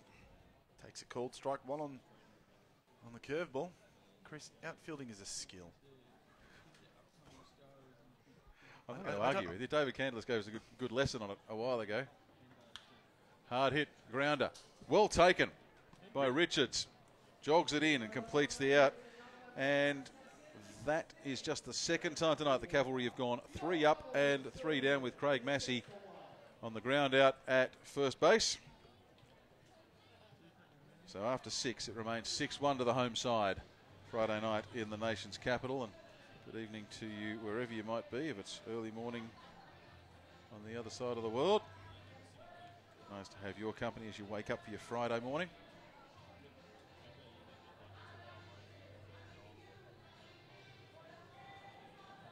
For the Tuatara, as we lead towards the stretch, it'll be Richards, Bishop and Kuo Chun Wei to come in. Between that trio, 2 of the Tuatara's 7 hits for this evening. Now we've got a conversation going on the mound. There's a very good reason why there's a conversation going on the mound. That's because we have a change of personnel. Frank Gailey finishes up for the night with 7 innings. So 6 innings thrown. 7 hits for 1 earned run, 1 walk, 6 strikeouts. And now it's Josh Warner who comes in to relieve Frank Gailey. We haven't seen a lot of Josh Warner lately. And I'm willing to take a stab that Josh hasn't played a lot in relief for Canberra either. Just completing that line for Gailey. He threw 89 pitches for the night. 62 of those were strikes. 4 groundouts and 4 flyouts. So Josh Warner, the righty.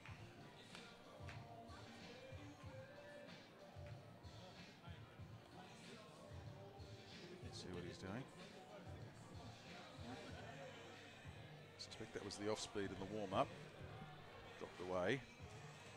And always hard to read from the warm-up what you're going to get from a pitcher. Some guys love to go out there and go absolutely full tilt in those warm-up pitches. Other guys like to work it up. And other guys just like to go up and just make sure that the arm's loose and get the feel of the mound under their feet. So always difficult to work out what you're going to get. Slice of Heaven, that is the walk-up song for Chris Richards. A bit of Dave Dobbin and Herbs. From the Flats movie. Back a few years there. Richards 1 for 2 tonight with a single and hitting into a fielder's choice. So Josh Warner gets swung on from the first pitch. Good diving stop from Massey. Does he have time to get up and return it to first to Moanaroa? Indeed he does. Completes the play. 4 to 3 and out. One pitch, one out. I reckon most pitchers will take that all night. Massey, once again, Chris Coleman. Spending more time horizontal with the ball in his hand than vertical.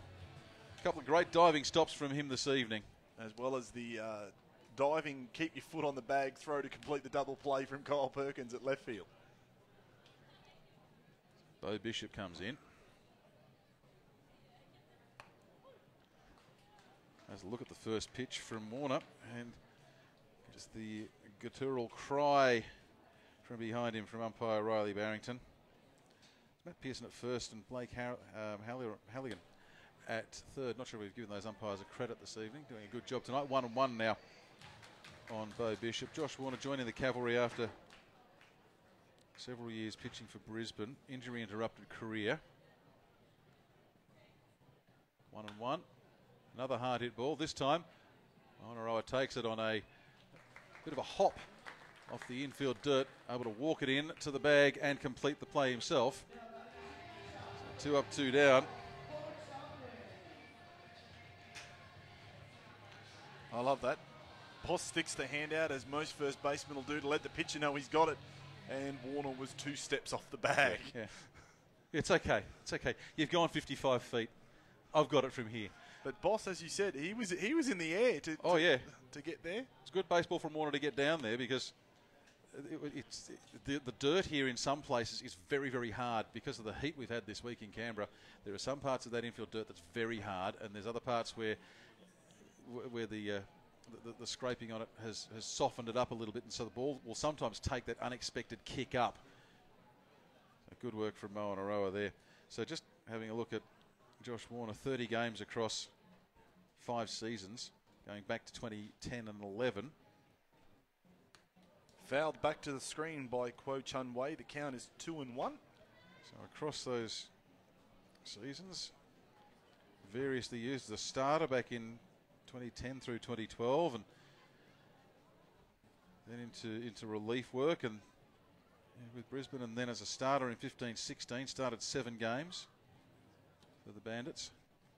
The count goes to 3-1. And for Canberra, started earlier this year in 2 games. A fairly rough initiation into Cavalry colours. Just 7 innings pitched, gave up 7 earned runs.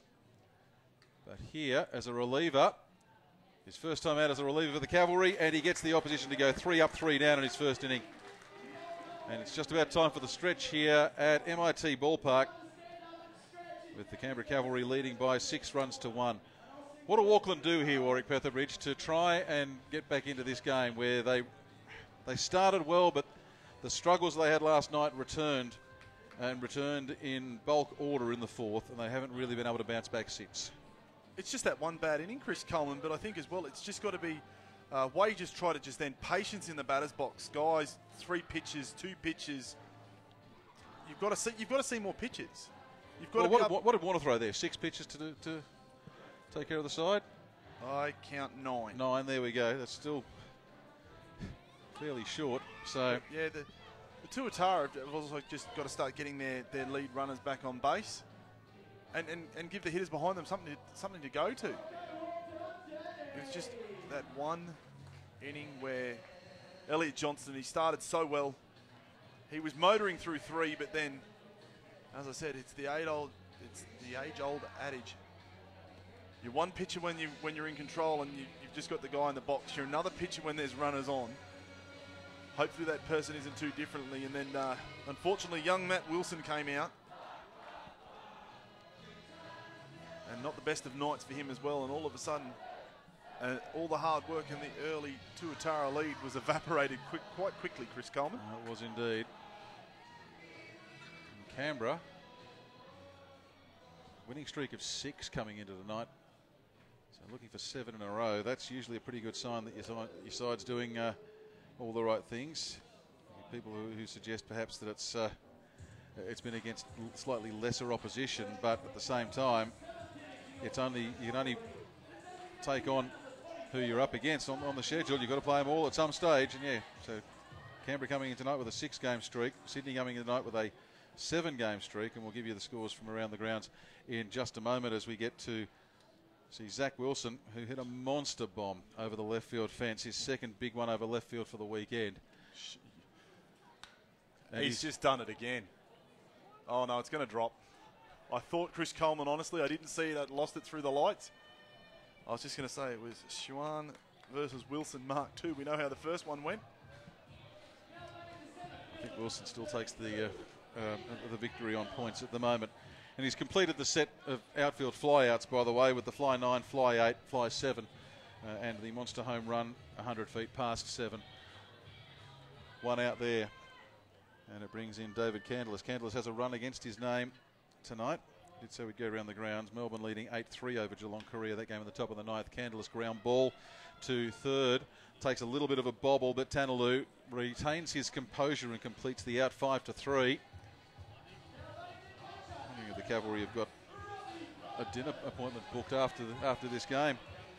They seem to have turned up the wick just a little bit here and trying to finish this game at speed. I was just saying, Chris Coleman, the last time they went round after the first trip, they showed patience.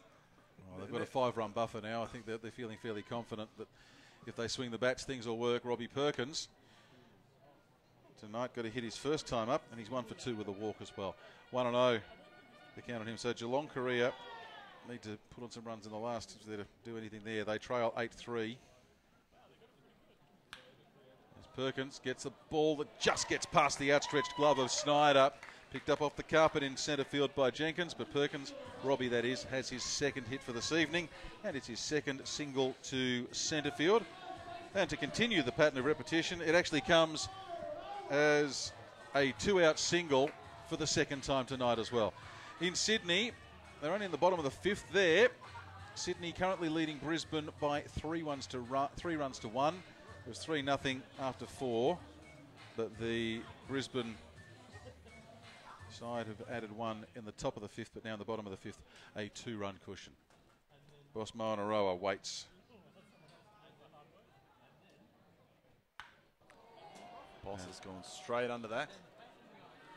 Eric Jenkins waits. Eric Jenkins under it. Takes it, side retired. The 5-pitch inning, 3 outs, 1 hit. Chen Yu Swan, he would take that. I think any of the Tuatara pitchers would take that at the moment. Chen, he's done pretty good given that he fairly early came into a loaded bag situation. Came into a loaded bag, drew a sack fly from Warner. Gave up a lead-off home run in the 5th to Zach Wilson.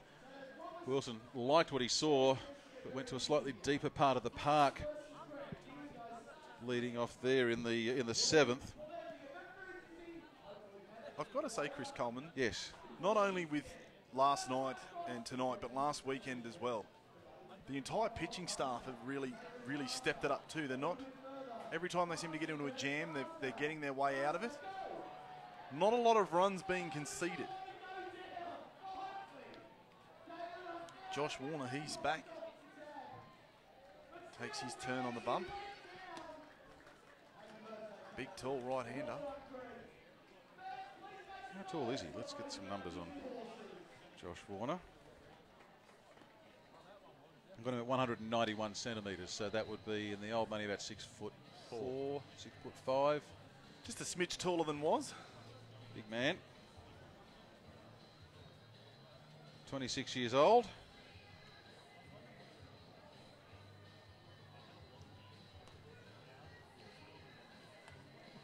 Bushranger music. Pitching to... I'm reliably informed that may be another element of tomorrow night too, that it may well be music almost exclusively from 1993, 1994 and 1995 tomorrow night. I would pay to see Bossmo and Aurora walking out to the sign by Ace of Base. Oh. Chris Coleman, let's make it happen. No. Go and just look up the conspiracy theories on the internet about the sign by Ace of Base. I tell you, I don't go into a lot of conspiracy theories, but I think that there's actually something about that in there. But that's a story for another time. Or just Google it. Josh Warner. Let's get back to the baseball. What a great idea. Sai Yu Swan continues. He's had a fairly decent night. He's 2 for 2. Singles to 6 and 8. He's ahead in the count from Warner, 1-0. I'm fairly certain one of those was one of the comebackers at Frank Gailey. Checks the swing. And umpire Matt Pearson says you may have tried to check it, but not enough. So the count goes to 1-1. Josh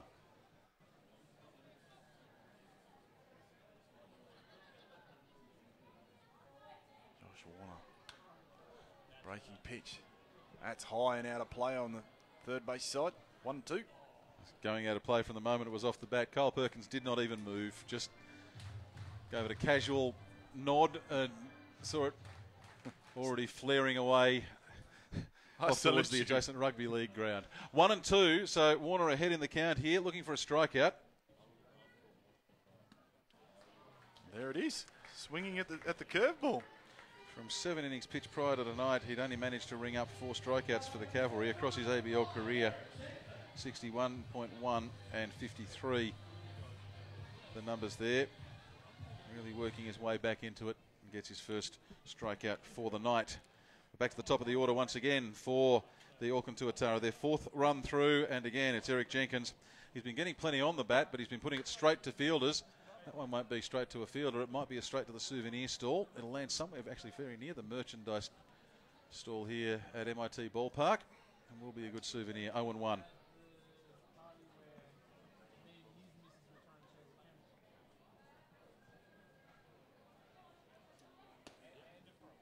Warner stays up and away.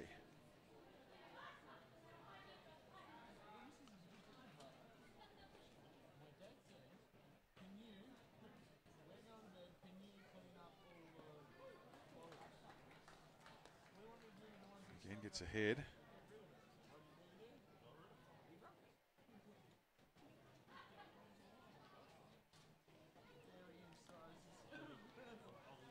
Warner.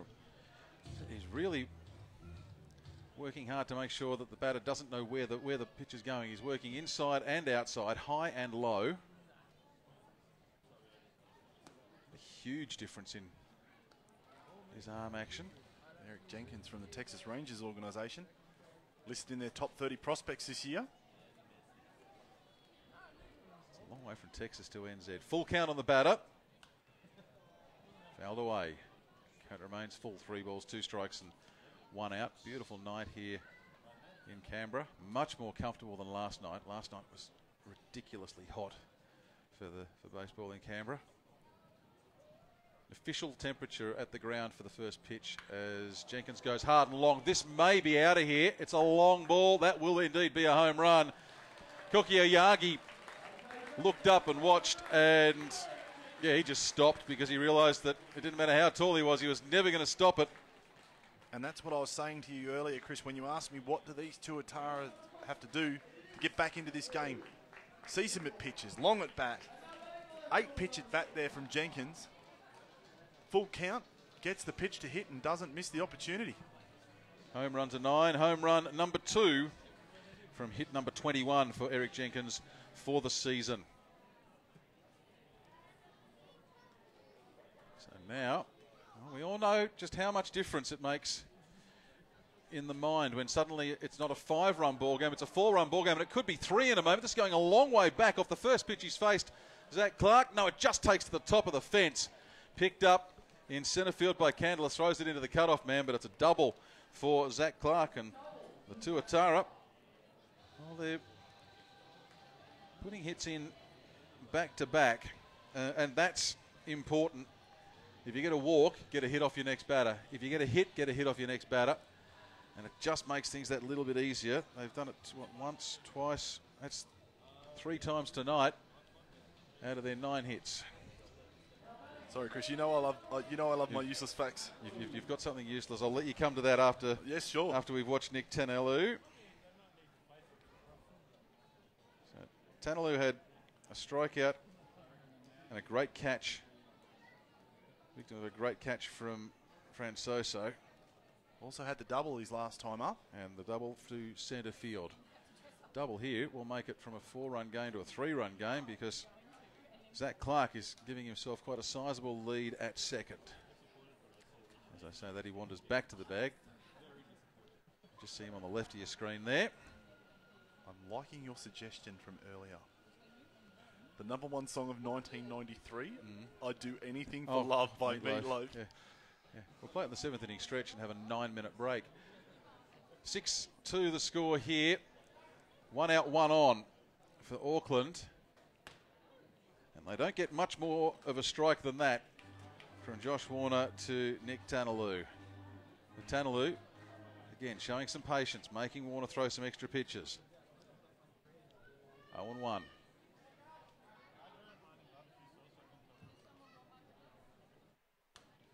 That's coming up somewhere near us. In fact, flies well over us.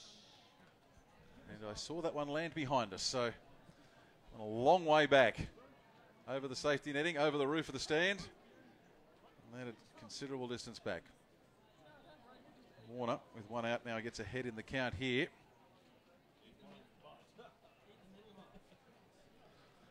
No fielding changes, no batting changes for the Tuatara with Snyder on deck.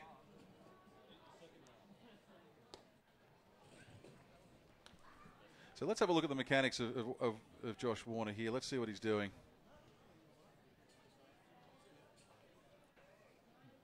Looking relaxed, as every good pitcher should. Waiting for his sign. We can't tell you anything about the sign because it's obscured by... Checks his runner, comes set. Here we go. Oh, pitch in the dirt. That will advance Clark to third on the wild pitch.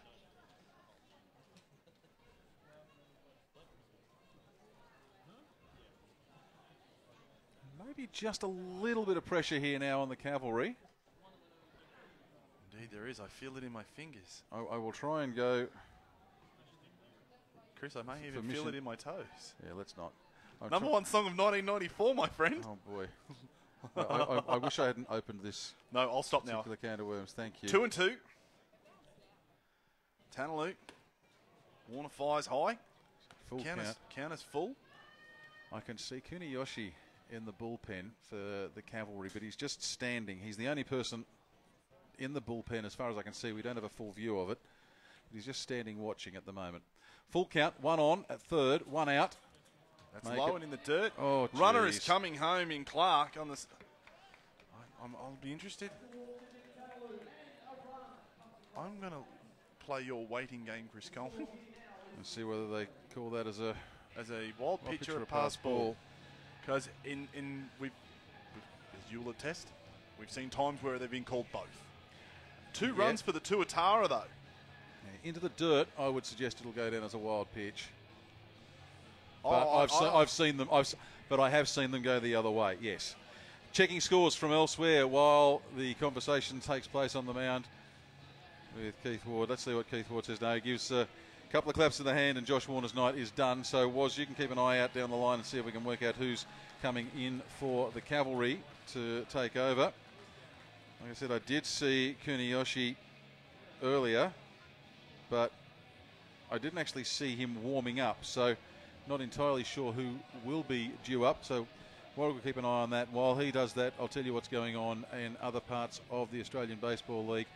Well, Geelong Korea, they're trying very hard to return serve against Melbourne into the bottom of the 9th there, and that game showing 8-3 to the Melbourne Aces. I'll just get a quick refresh on the scoreboard and see if there's any advance. No, still going.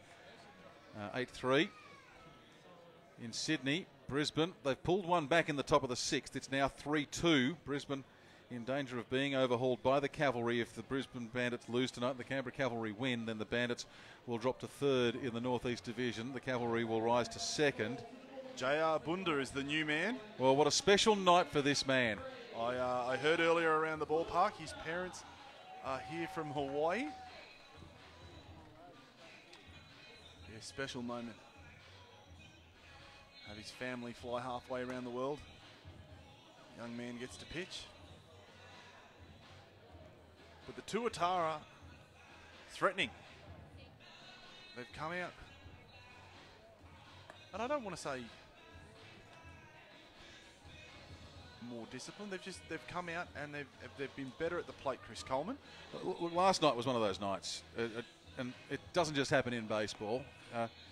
I think in engineering terms they call it a cascading failure, where one thing goes wrong and then another thing goes wrong because the first thing went wrong, and then two other things go wrong because the first two things have gone wrong. And you know, just looking back at that from last night, Francoso on with a double, Warner on with a single, Massey on with a double, Wilson home run after Francoso had been brought home. So that was 4 batters up, 4-0 the score. Candless on before he was out,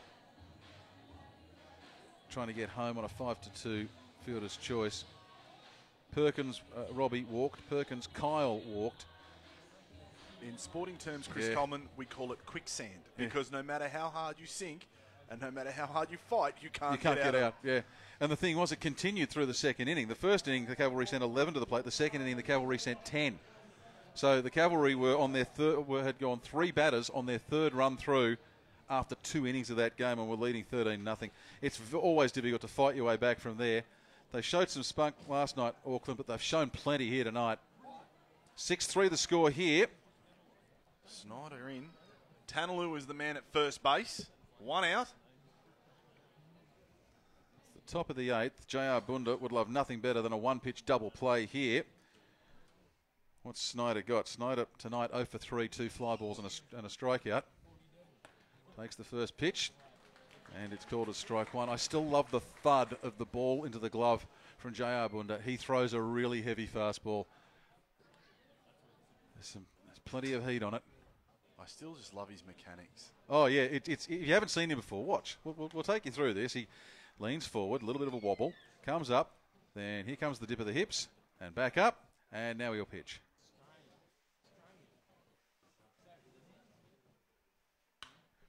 Hard hit into right field. Our Yagi will come and pick it up. It'll be a single for Taylor Snyder, and Tanaloo will advance to second.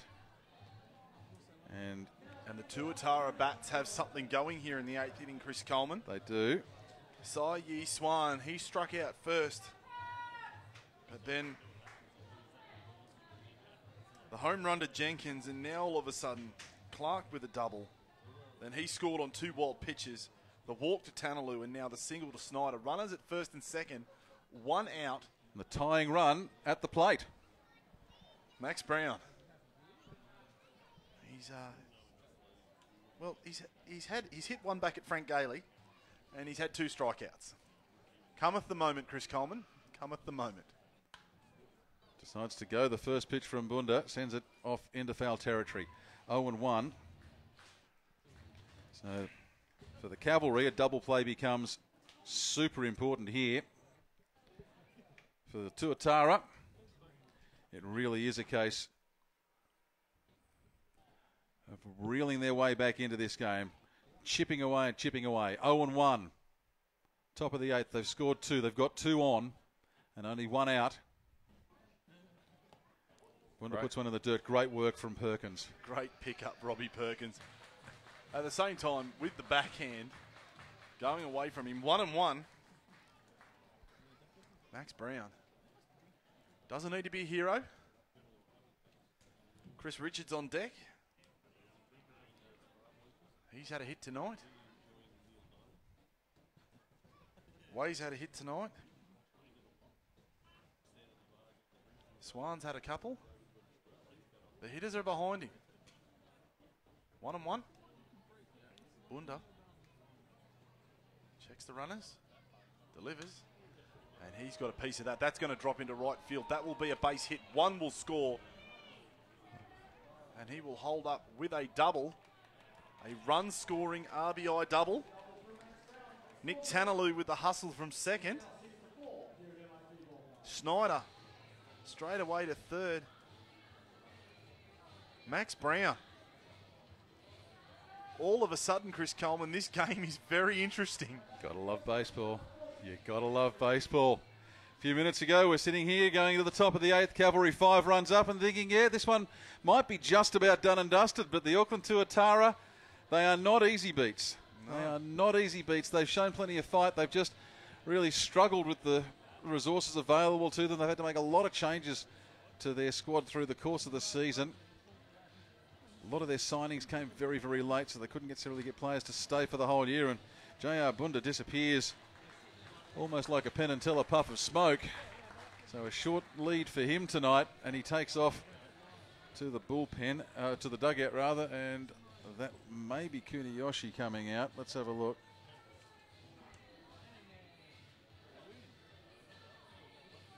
It's not. I've been completely fooled. Some people would say that doesn't take much. I didn't have to say anything, Chris. No, I was getting in there earlier than you were. Instructions have been delivered. It's Tomoya Mikami. The other of the Yokohama DNA Bay Stars.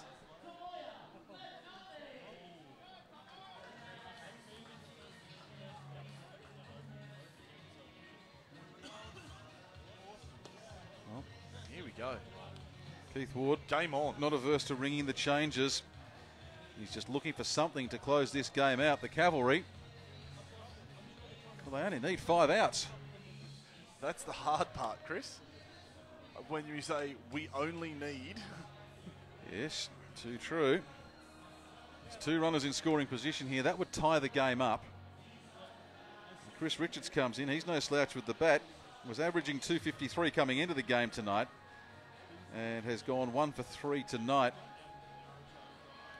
In there, Melbourne have pulled one back. They've in their series with Geelong Korea, so I think that gives them their 14th win for the season. It does. 14-12. Geelong Korea, after picking up a win last night, would have fancied their chances. They fall to 5-21. 8-3 the scoreline there. And we'll just confirm while Tomoya Mikami is warming up that those runs for the Aces in the 4th and 5th. The 4th, Luke Hughes, grand slam to left centre field, bringing home Dale, George and Burt. And then in the 5th, Luke Hughes, grand slam, bringing home Martin, George and Burt. So that's it. He's their entire run production tonight, Luke Hughes. So it was Luke Hughes 8, Geelong Korea 3. Not bad when you can have one of those nights for yourself, Chris. If you can bring the whole production for your team through, away you go. So Mikami, he's in now. Got the call from manager Keith Ward. You're up, mate. Auckland have something going here in the top of the 8th. They've scored 3. The score is now 6-4. There is 1 out.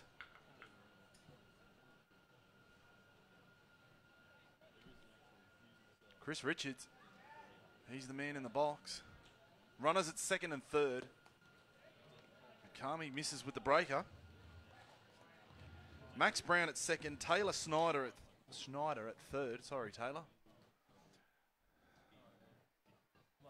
And all of a sudden, it's a lot quieter here as he has lined one into left centre. That will bring home both runs. This game will be tied. Richards digging for 2nd. He makes it comfortably. We are tied at MIT Ballpark. As I said, Chris Coleman, 1 batter at a time, 1 piece at a time. It has only taken 1, 2, 3, 4, 5, 6, 7 hitters. We are now tied. what can you say? What can you say? Well, you can say the go-ahead run is now at second base with 2 outs.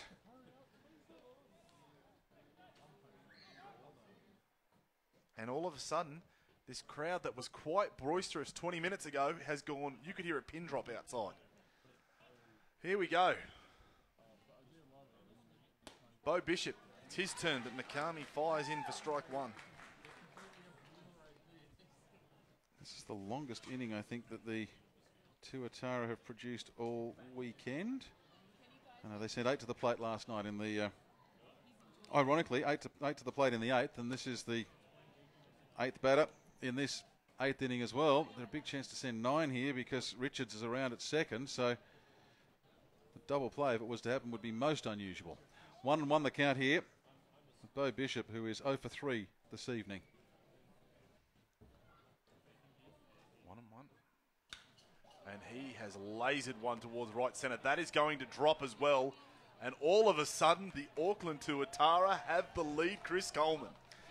Well, there you go. That's baseball for you. The Cavalry, having really had the foot on the throat of the Tuatara for 16 innings, have suddenly given up a 6 spot and now trail 7-6. And there is a collection of seriously happy faces in the Auckland Tuatara dugout there, as Bo Bishop now stands out at second. Could almost paint that base in teal. And that's the thing, Chris Coleman. Sai Yi Swan, he was the one out in this inning. He came up first. Then you've got the home run to Jenkins, double to Clark, walk to Tanaloo, single to Snyder, double to Brown, double to Richards, double to Bishop. Well, they're not going down without a fight, and now they're in front. So 7-6, Tuatara lead. And a pinch runner. Look at that jubilation down there in the dugout. Bishop has been, there's a runner on for him, Chris. Okay.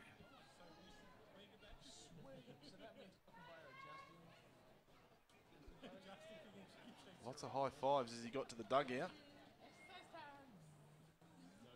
I think it's Luke Hansen.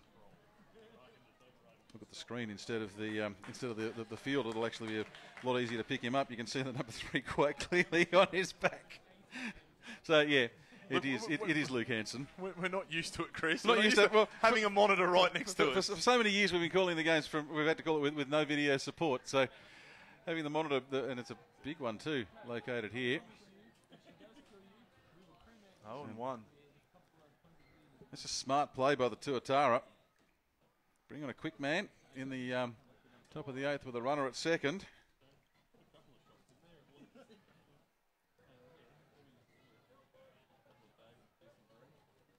Makami checks, fires.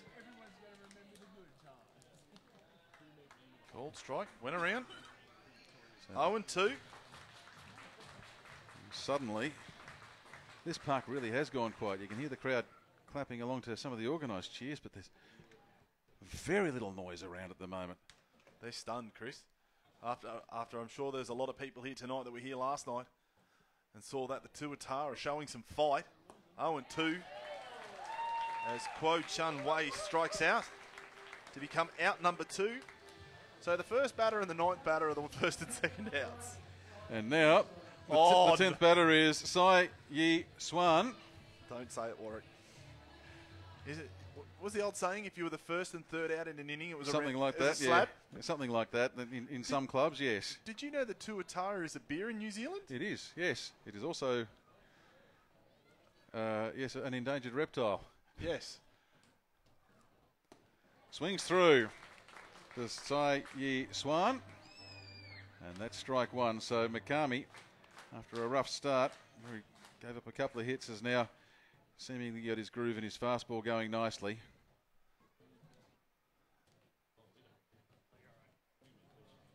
As we wait, inside, strike 2.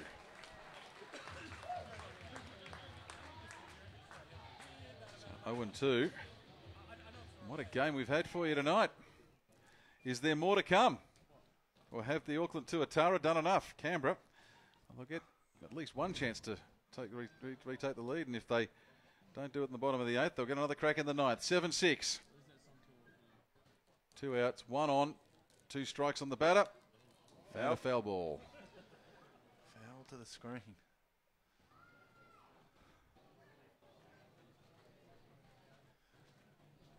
Makami thought he had him with that one. Tuatara, 13 hits tonight. Canberra just 7, so the Tuatara offensively have been well and truly awake. Remains 0-2. McCarmy pitches. And umpire Riley Barrington unmoved by the effort. 1-2.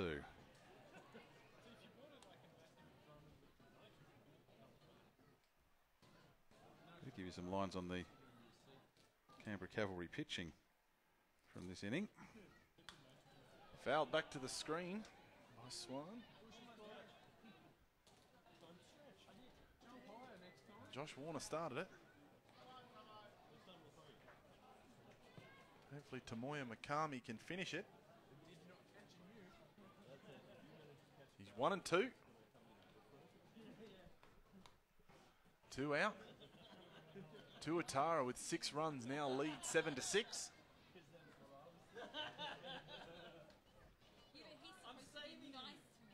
McCarmy has checked out over his shoulder and then pulls out of the whole process as time is called for by the batter, Sai Yi Swan.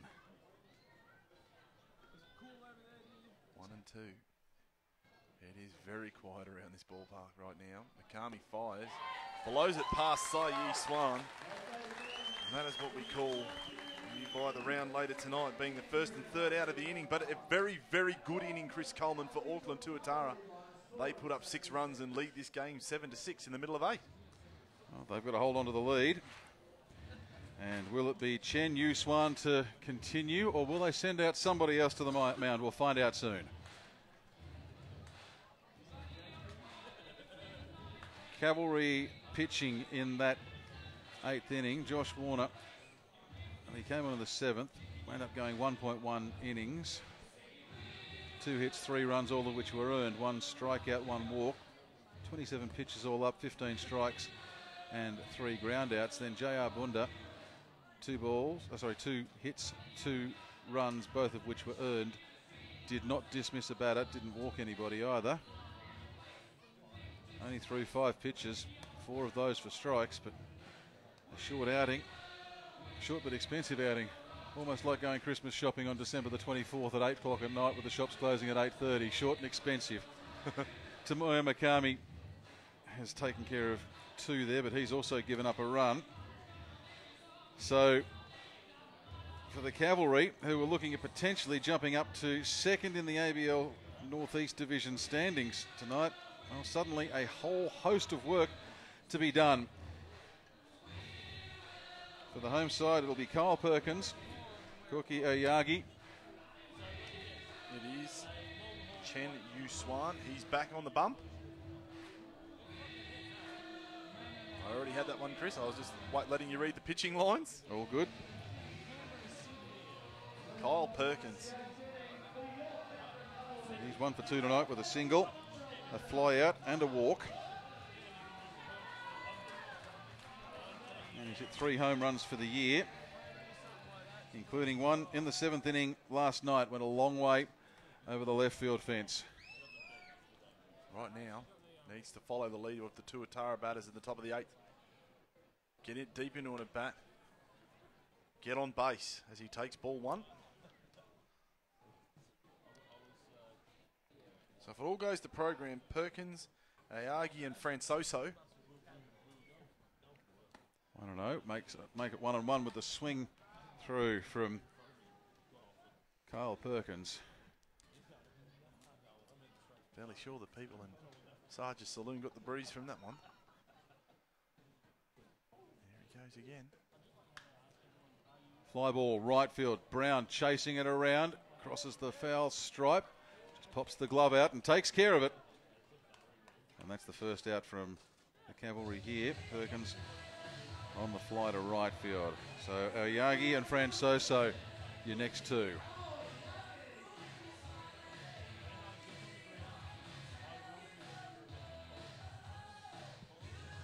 Oyagi, he's been just slowly but surely climbing in the averages. A little more than a week ago, he was at just 9 hits.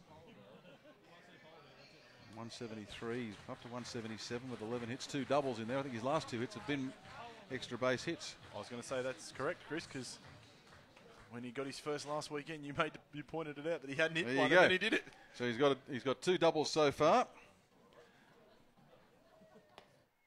showing some patience. Sees the ball away. 1-1 the count. Chen Yu Swan. What a performance so far. Coming out of the bullpen in a bad jam, and he has just been fantastic. Ayagi pops it up. Oh, it's gone down, and Ayagi's got the wheels and is heading for second. I do not understand that at all, Chris Coleman. He's just lost it. He's completely lost it. But so it went up further than the lights. It's gone out of the lights, and it's always difficult when the ball goes up further than the lights. You're underneath it, and when it comes back in, if you're in the wrong position, sometimes you don't have time to adjust because it doesn't take long to get from light height back to ground level. What I was going to say is I don't know why Eric Jenkins didn't call Sai Yi Swan off. Don't know. He should have been coming in saying, get out of the way. I'm coming in on this. So here we go. Tying run is now at second. And if there's any man this Canberra Cavalry outfit wants facing at the moment, it's this man, Michael Francoso. Fouled it down.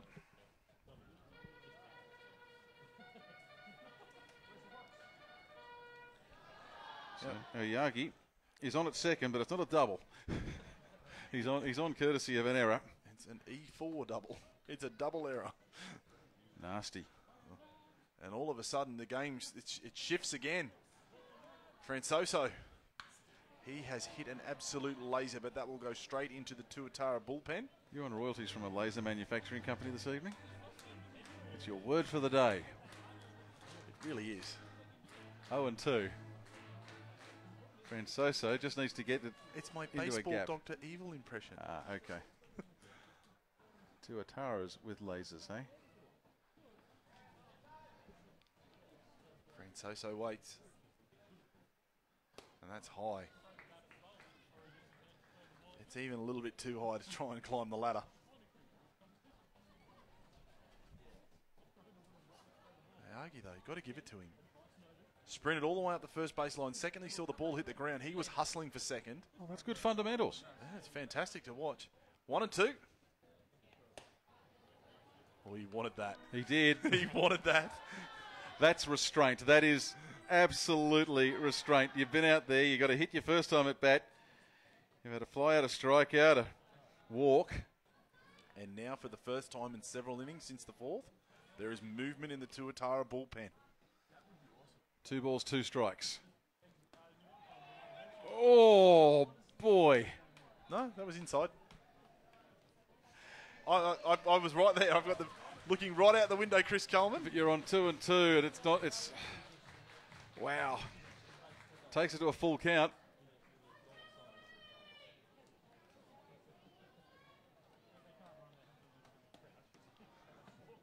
He's a little bit speechless. Kyuki Ayagi, he's the runner at second. He represents the tying run. And there's a walk. Once again, Michael Francoso doing what we've seen him do so many times, Chris. Getting deep into counts. Sometimes it works for him, sometimes it doesn't. Looking over.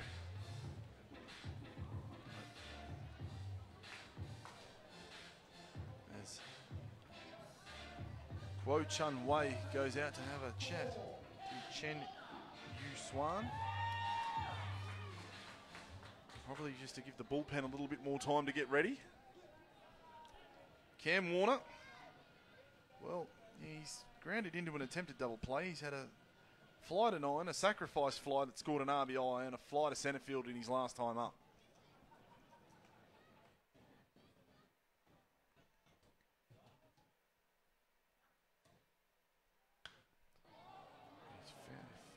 First base side, Richards is there, he wants it.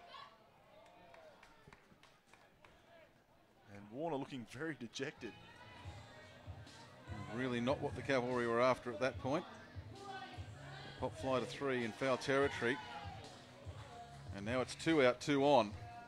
And Craig Massey comes in.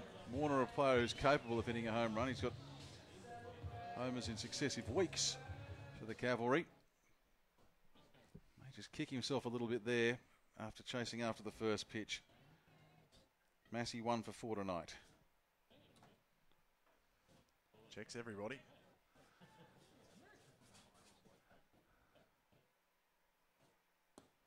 In the dirt.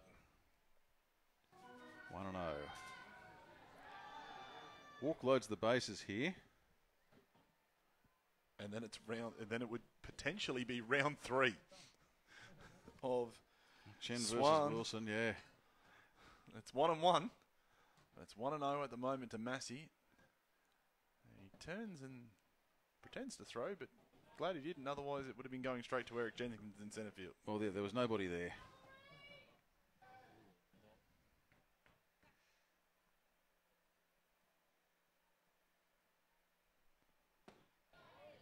It's outside. 2-0.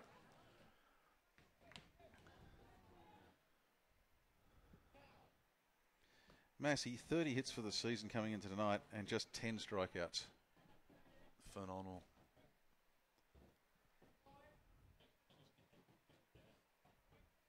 Two and 0. Called strike. Well, one few people in the crowd not overly excited with the verdict. At least there's some voices again, Chris Coleman. Oh, true.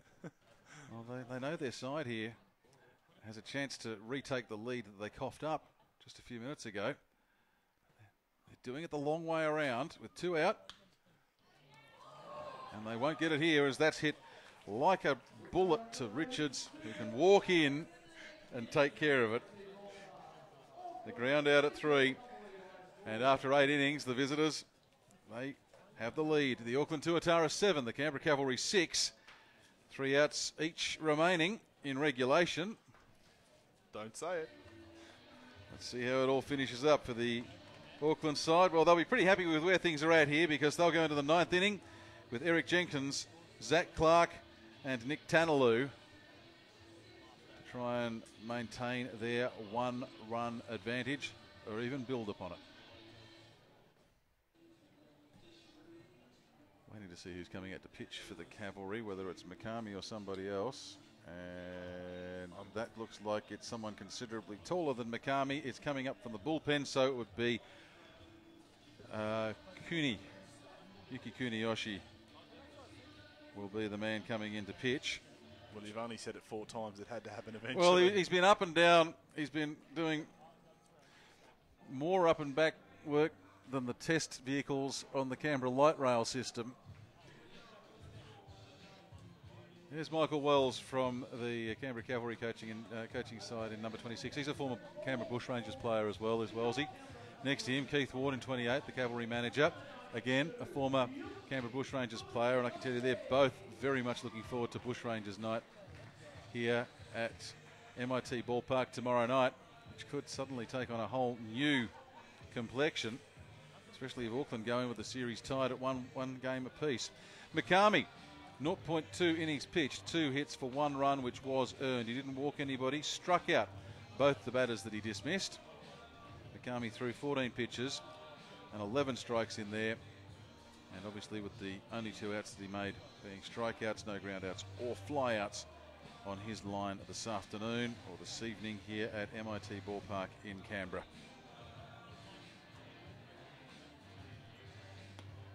Kuniyoshi, a man who's really enjoying his time here in Canberra, as are all the Yokohama DNA Bay Stars players. I believe a couple of them have requested, if the chance comes, to return to MIT Ballpark and play for the Cavalry again next year. Fantastic. Very interested observer behind home plate. As you see Shota Imanaga having a look. Yep. Having a look as he's there. He is there. Friend Kuniyoshi. That's him in the black shirt. He'll be the man on the bump tomorrow night. 6 perfect innings last week. Stellar performance. Question being asked on one of the ABL pieces during the course of the week. Is he the best pitcher we've ever seen in the ABL? Big call. There's been a lot of good guys. I was trying to think who else might be up there. I'll tell you who's going unheralded this season. He's doing a really good job over in Adelaide. Is Marcus Solbach, pitching them out at will for the Adelaide Bite. And I go back a few years, I think of Mike Ekstrom, who just lit things up for Perth as well At the same time, it's hard considering it's 6 appearances. If you said take any 6 appearances in the ABL and match them against anyone else's, could they? But you can't say. You can't do that. It's always a moot point, but it's a good question to be asked, and it's a great question for Cavalry fans to be able to ask that. And again, you look at some of the other numbers. Look at some of the numbers Brian Grenning for this club's turned up over the years. So Steve Kent the other night. Oh, Wasn't that phenomenal? That was an amazing night. 13 strikeouts for him. Mike Maguire going back several years for the Cavalry. Jenkins steps in. He had the home run that kick-started the whole rally in the last inning. And that was off an 8-pitch at bat. Let's see what he does against Kuniyoshi. Shapes to bunt, runs up the line, and gets the called strike. Well, there's a few more clapping this time, Chris. Well, they're getting behind the new man on the mound, Yuki Kuniyoshi. 0-1.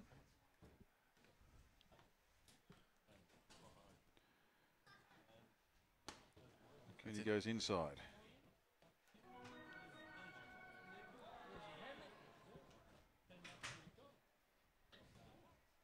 For Auckland, they'll be looking for insurance. For Canberra, they'll be looking for a walk-off hero. For Wilson, Candless and Perkins. Look who bats at 4. And then Boss Monaro bats at 4. Yeah. Chasing Abe. Well, don't say it. He's done some bizarre stuff in this park over the years as well. 2-1 the count on Eric Jenkins. Kuniyoshi needs a strike. Finds one. Jenkins likes it and swings at it and fouls it away. 2-2. I was going to say it's the longer variety, but you'll take it. You take him. And there we go. Kuniyoshi on the mound. Now, as you see in the background, Imanaga's been joined by another gentleman, and he's got a radar gun. Checking out the numbers there. 2-2. It's Eric Jenkins. Fouled away.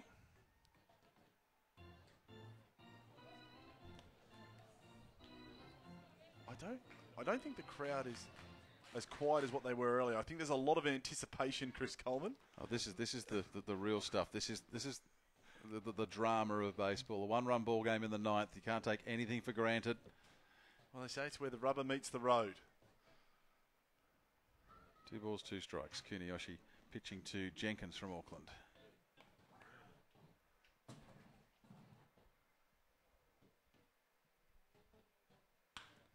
Along the ground, Francoso picks it up, fires Moanaro with the stretch in time. 1 down. Speedy man, Eric Jenkins, but not fast enough to beat the throw across the diamond. 6-3 out. The Cavalry have completed a third of their required work here, but the Auckland Tuatara, they won't give up. Zach Clark, 2 for 4 tonight with a single and a double. And you take it back. How important was that in the third inning with that infield single and the diving by Zach Clark into first? Got the RBI that is...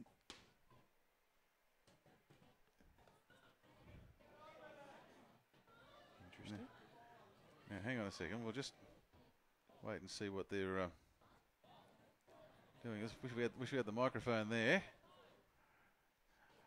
I think there's a question of whether they've gone for. Are they going to pitch around? Were they looking to intentionally walk?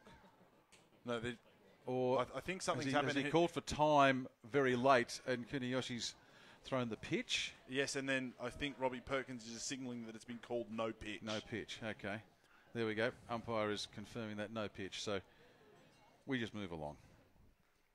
Zach Clark couldn't work out why he'd intentionally walked the guy. So. Had the double to centre after the Jenkins home run and then scored on 2 wild pitches. That's just lovely. Breaking ball at the hands, froze Clark.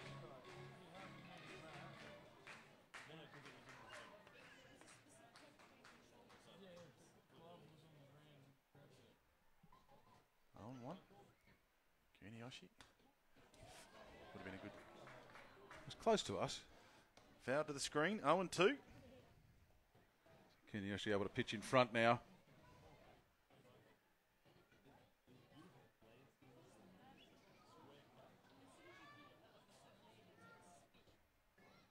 Oh, and 2.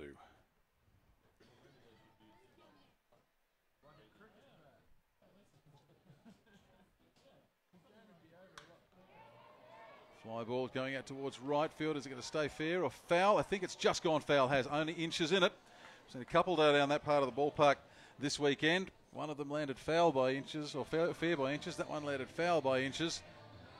And Zach Clark, who's 3/4 of the way between first and second, now has to take a fairly long trot back home to resume his at-bat. Count remains 0-2, 1 out, none on. With the visitors leading 7-6 in the final inning of regulation play at MIT Ballpark. This game was going along at a very healthy clip until we got to the 8th inning, and suddenly slowed right down. Not just in terms of the Auckland side having a very long 8th inning, but the pitchers who've come on have generally been taking their time between pitches. We've seen the tempo of the game really slow right down, and I think, again, that's possibly favoured Auckland more than it has Canberra. 0-2. Kuniyoshi to Clark. And he hits him. Just gets away, just goes on the inside. Not much Clark could do to get out of the way of that.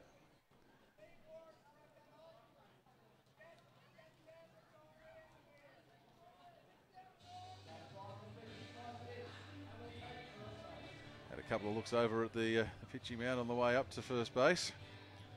We'll just get up there and set up camp. Big Tanaloo. He scored, but he missed out on the hit parade in the last inning. He did. But he got a walk and scored. You can turn a walk into a run. You've done all right. And Tanaloo, he'll be looking to take care of this. Now we've got the trainer's up at out. First, the trainer was out having a look at Clark, and Clark's determined to add another run to his tally for the night.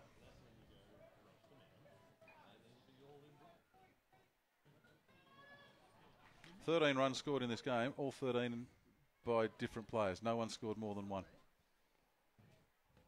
Yeah, wow.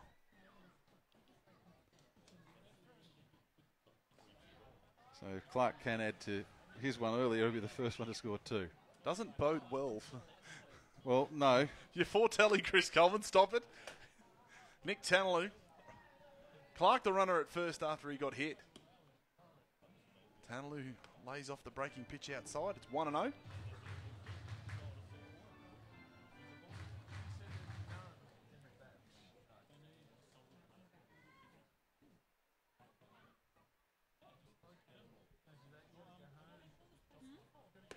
That's high. Kuniyoshi. Just wondering whether it's rattled him a little bit, the losing control of that pitch. Went on the inside and got Clark on the hands. I would love to see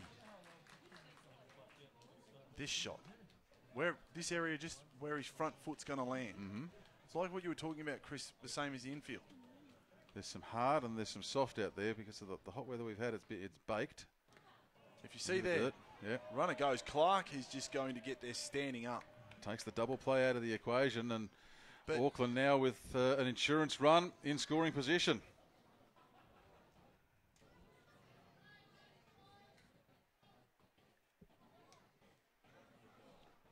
But Kuniyoshi, his front foot seems to be right in the middle of all of that. And on that last pitch, it looks like his foot has slipped as he's gone to deliver. It's tough. It's part about coming in as a reliever. I just want to see what he's got on the feet there. Shoes. No, I'm sorry. I'm sorry. 3-0.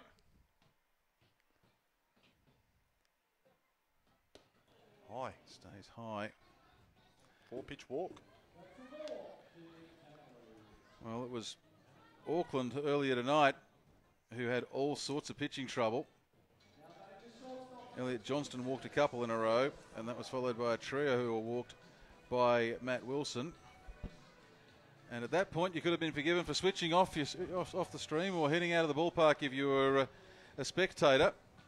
But this Auckland side, they made a turn of stuff, and the Canberra Cavalry pitching after a great start from Frank Gailey And a terrific start by Josh Warner. Let's not forget that. He's sat down 4 in a row.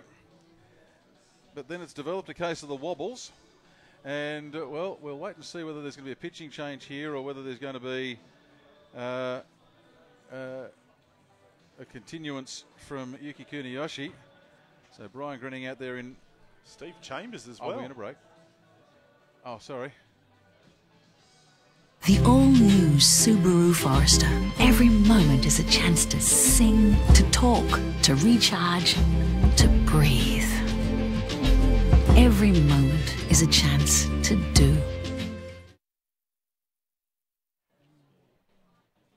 There's been plenty of conversation on the mound during the break.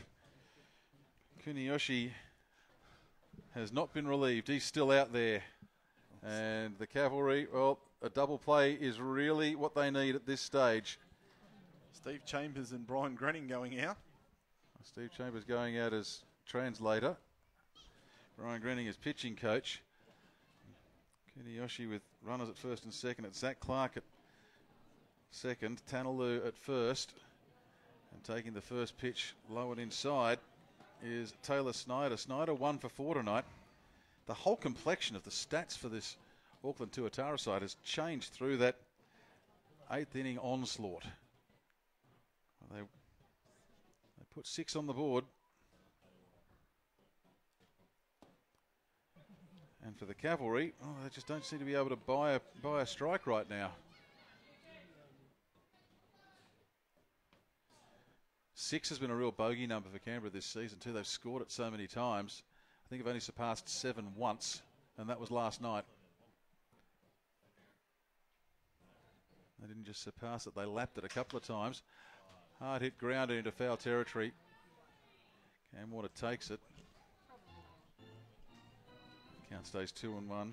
It goes rather to 2-1 for Taylor Snyder. Runners retreat. Zach Clark back to second. Tanalu returns to first.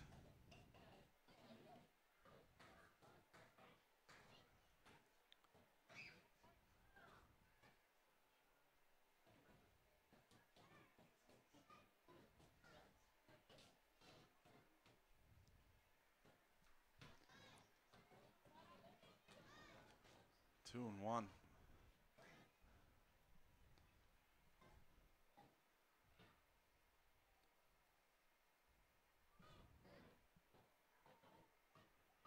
Clark at second, Tanalu at first. And that's along the ground. They're double play ball. Francoso for 1. Oh, and safe. Safe at first for Snyder. So the drama not done yet. Well, Tanalu dismissed at second. Zach Clark has advanced to third. Runners at the corners, 2 outs. Canberra, you'd suggest, hanging on to their chances in this game. Well, by the last couple of fingernails. Auckland, they're looking to turn the screws. Max Brown, he's 2 for 4 tonight. Had a double. A lovely double right down the right field line in the last inning.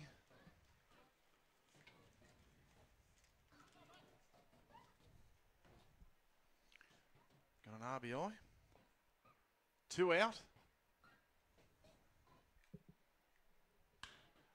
Brown has hit it back to left field, way back. That is gone, boy. Chris Coleman. That is a 3-run bomb. Max Brown. Well, he really did have his eye in after the double to right field last time around. That is a big home run. That's gone a long, long, long way back. Look, if this crowd wasn't quiet before, they are now.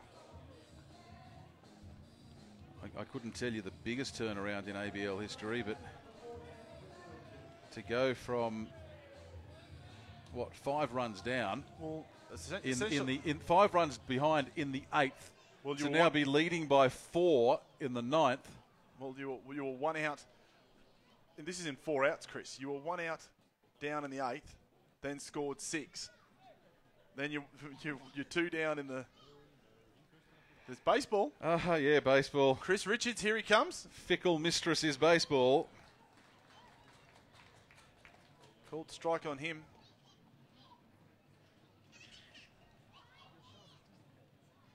And Auckland. There's the breaking pitch. Kuniyoshi, 0-2. 2 out. Kuniyoshi just needs to get Richards out and get out of this inning.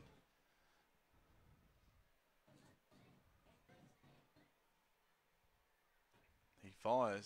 Strike 3. Richards goes down swinging on 3 pitches, but not before the damage is done, courtesy of a 3-run rocket from Max Brown. They tack on those runs. It is now 10-6. Auckland Tuatara over the Canberra Cavalry. Chris Coleman, 2 innings ago, you said, what do they have to do? Well, I think they've worked it out. They have. Score a lot of runs. Now, there is going to be a change for Auckland. As their manager comes out to notify umpire Riley Barrington of said change. And this will be Brandon Markland coming in to take over. Now, Brandon Markland came in on a hiding to nothing last night. He came in with a 13 or 14 run deficit. I like he did the Trevor Bauer. First one is just a throw off the mound. It's not even a pitch.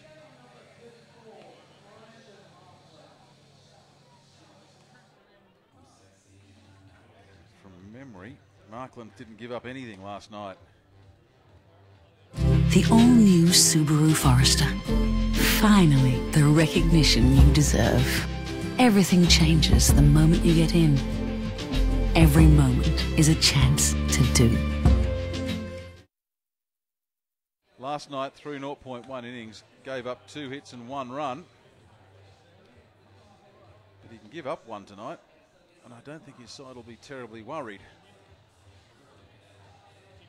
It's what comes after that, and that's the question. The Warriors went through 7 last night.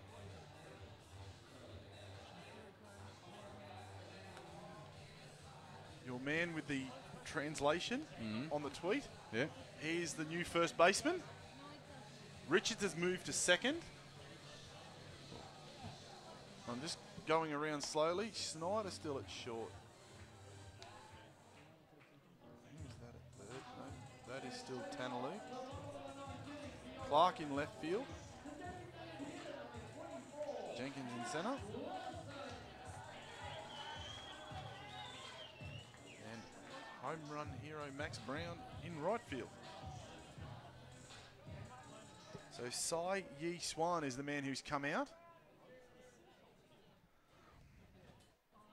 Plenty of shuffling around. Not just from the music between innings.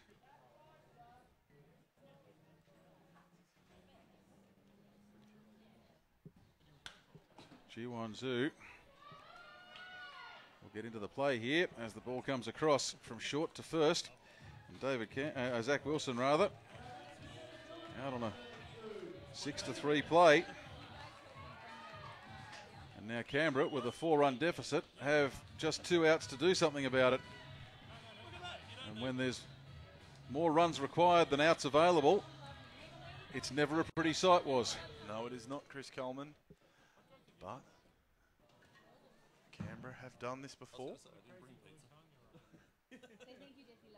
Candless takes ball 1 from Brandon Markland. What about Chen Yu Swan, Chris? Have you got a pitching line for him in a minute? I will. Unbelievable. Markland outside, ball 2.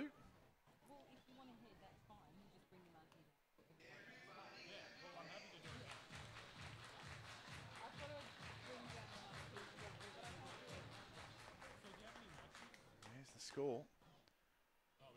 Tuatara.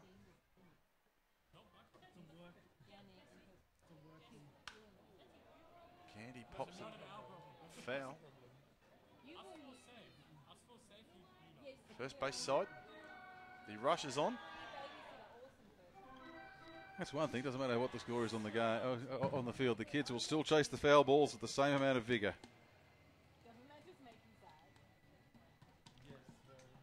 2-1 to Candy.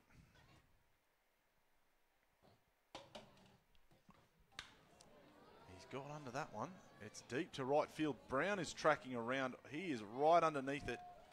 And all of a sudden, Chris Coleman, in a game that Canberra was leading 6-1, they are 1 out away from losing 10-6. Well, you just never know what's going to happen in baseball, and there's always tomorrow. And suddenly for Canberra, you suspect that tomorrow can't come soon enough. Chen Yu Swan, 4.2 innings pitched, 3 hits, 1 earned run, walked 2, struck out 1, 51 pitches, 33 were strikes. Perkins along the ground. Great pickup by Richards, who spins and throws. And that, with the 4-3 put out, ends the game. Chris Coleman, the Tuatara, who lost last night 21-4 and were down 6-1 tonight after being 1 out in the 8th, shocked Canberra with 9 unanswered runs to win 10-6. Well, what do you do? How do you predict baseball? The answer is, quite simply, you don't. You don't put it away. You don't say after 7 innings with a 6-run lead, or a 5-run lead rather, you don't say that that this one's in the bag, because comebacks can happen from truly bizarre positions, and that's not just a comeback. That is a 9-run turnaround in, as you mentioned in play, was the space of 4 outs. Remarkable work by the Auckland Tuatara, and they may have just put a bit of a dent in Canberra's aspirations to take the North East Division title in this Australian Baseball League as well. The win will go to Chen Yu Swan. Deserves it. Deserves it, and absolutely the player of the match tonight. Coming out, a truly remarkable performance. He gets the win as the pitcher for the visitors. Great effort from him. And for the Cavalry, well, they have to go and regroup. They come out in the Canberra Bushrangers uniforms tomorrow night, and what a night that's going to be tomorrow night. NPB versus MLB on the mound. Imanaga versus Josh Colmenter. If you can get to Canberra tomorrow, especially after this result, there is going to be an awful lot on the line in this series. But we say tonight, congratulations to the Auckland Tuatara, who pick up a rare victory on Australian soil. They go to 8-17. Canberra go to 14-12. And we'll be back on Cavalry Live tomorrow evening from MIT Ballpark. On behalf of everyone involved, this is Chris Coleman bidding you a very good evening for your Friday. The all-new Subaru Forester. Every moment is a chance to sing, to talk, to recharge, to breathe. Every moment is a chance to do.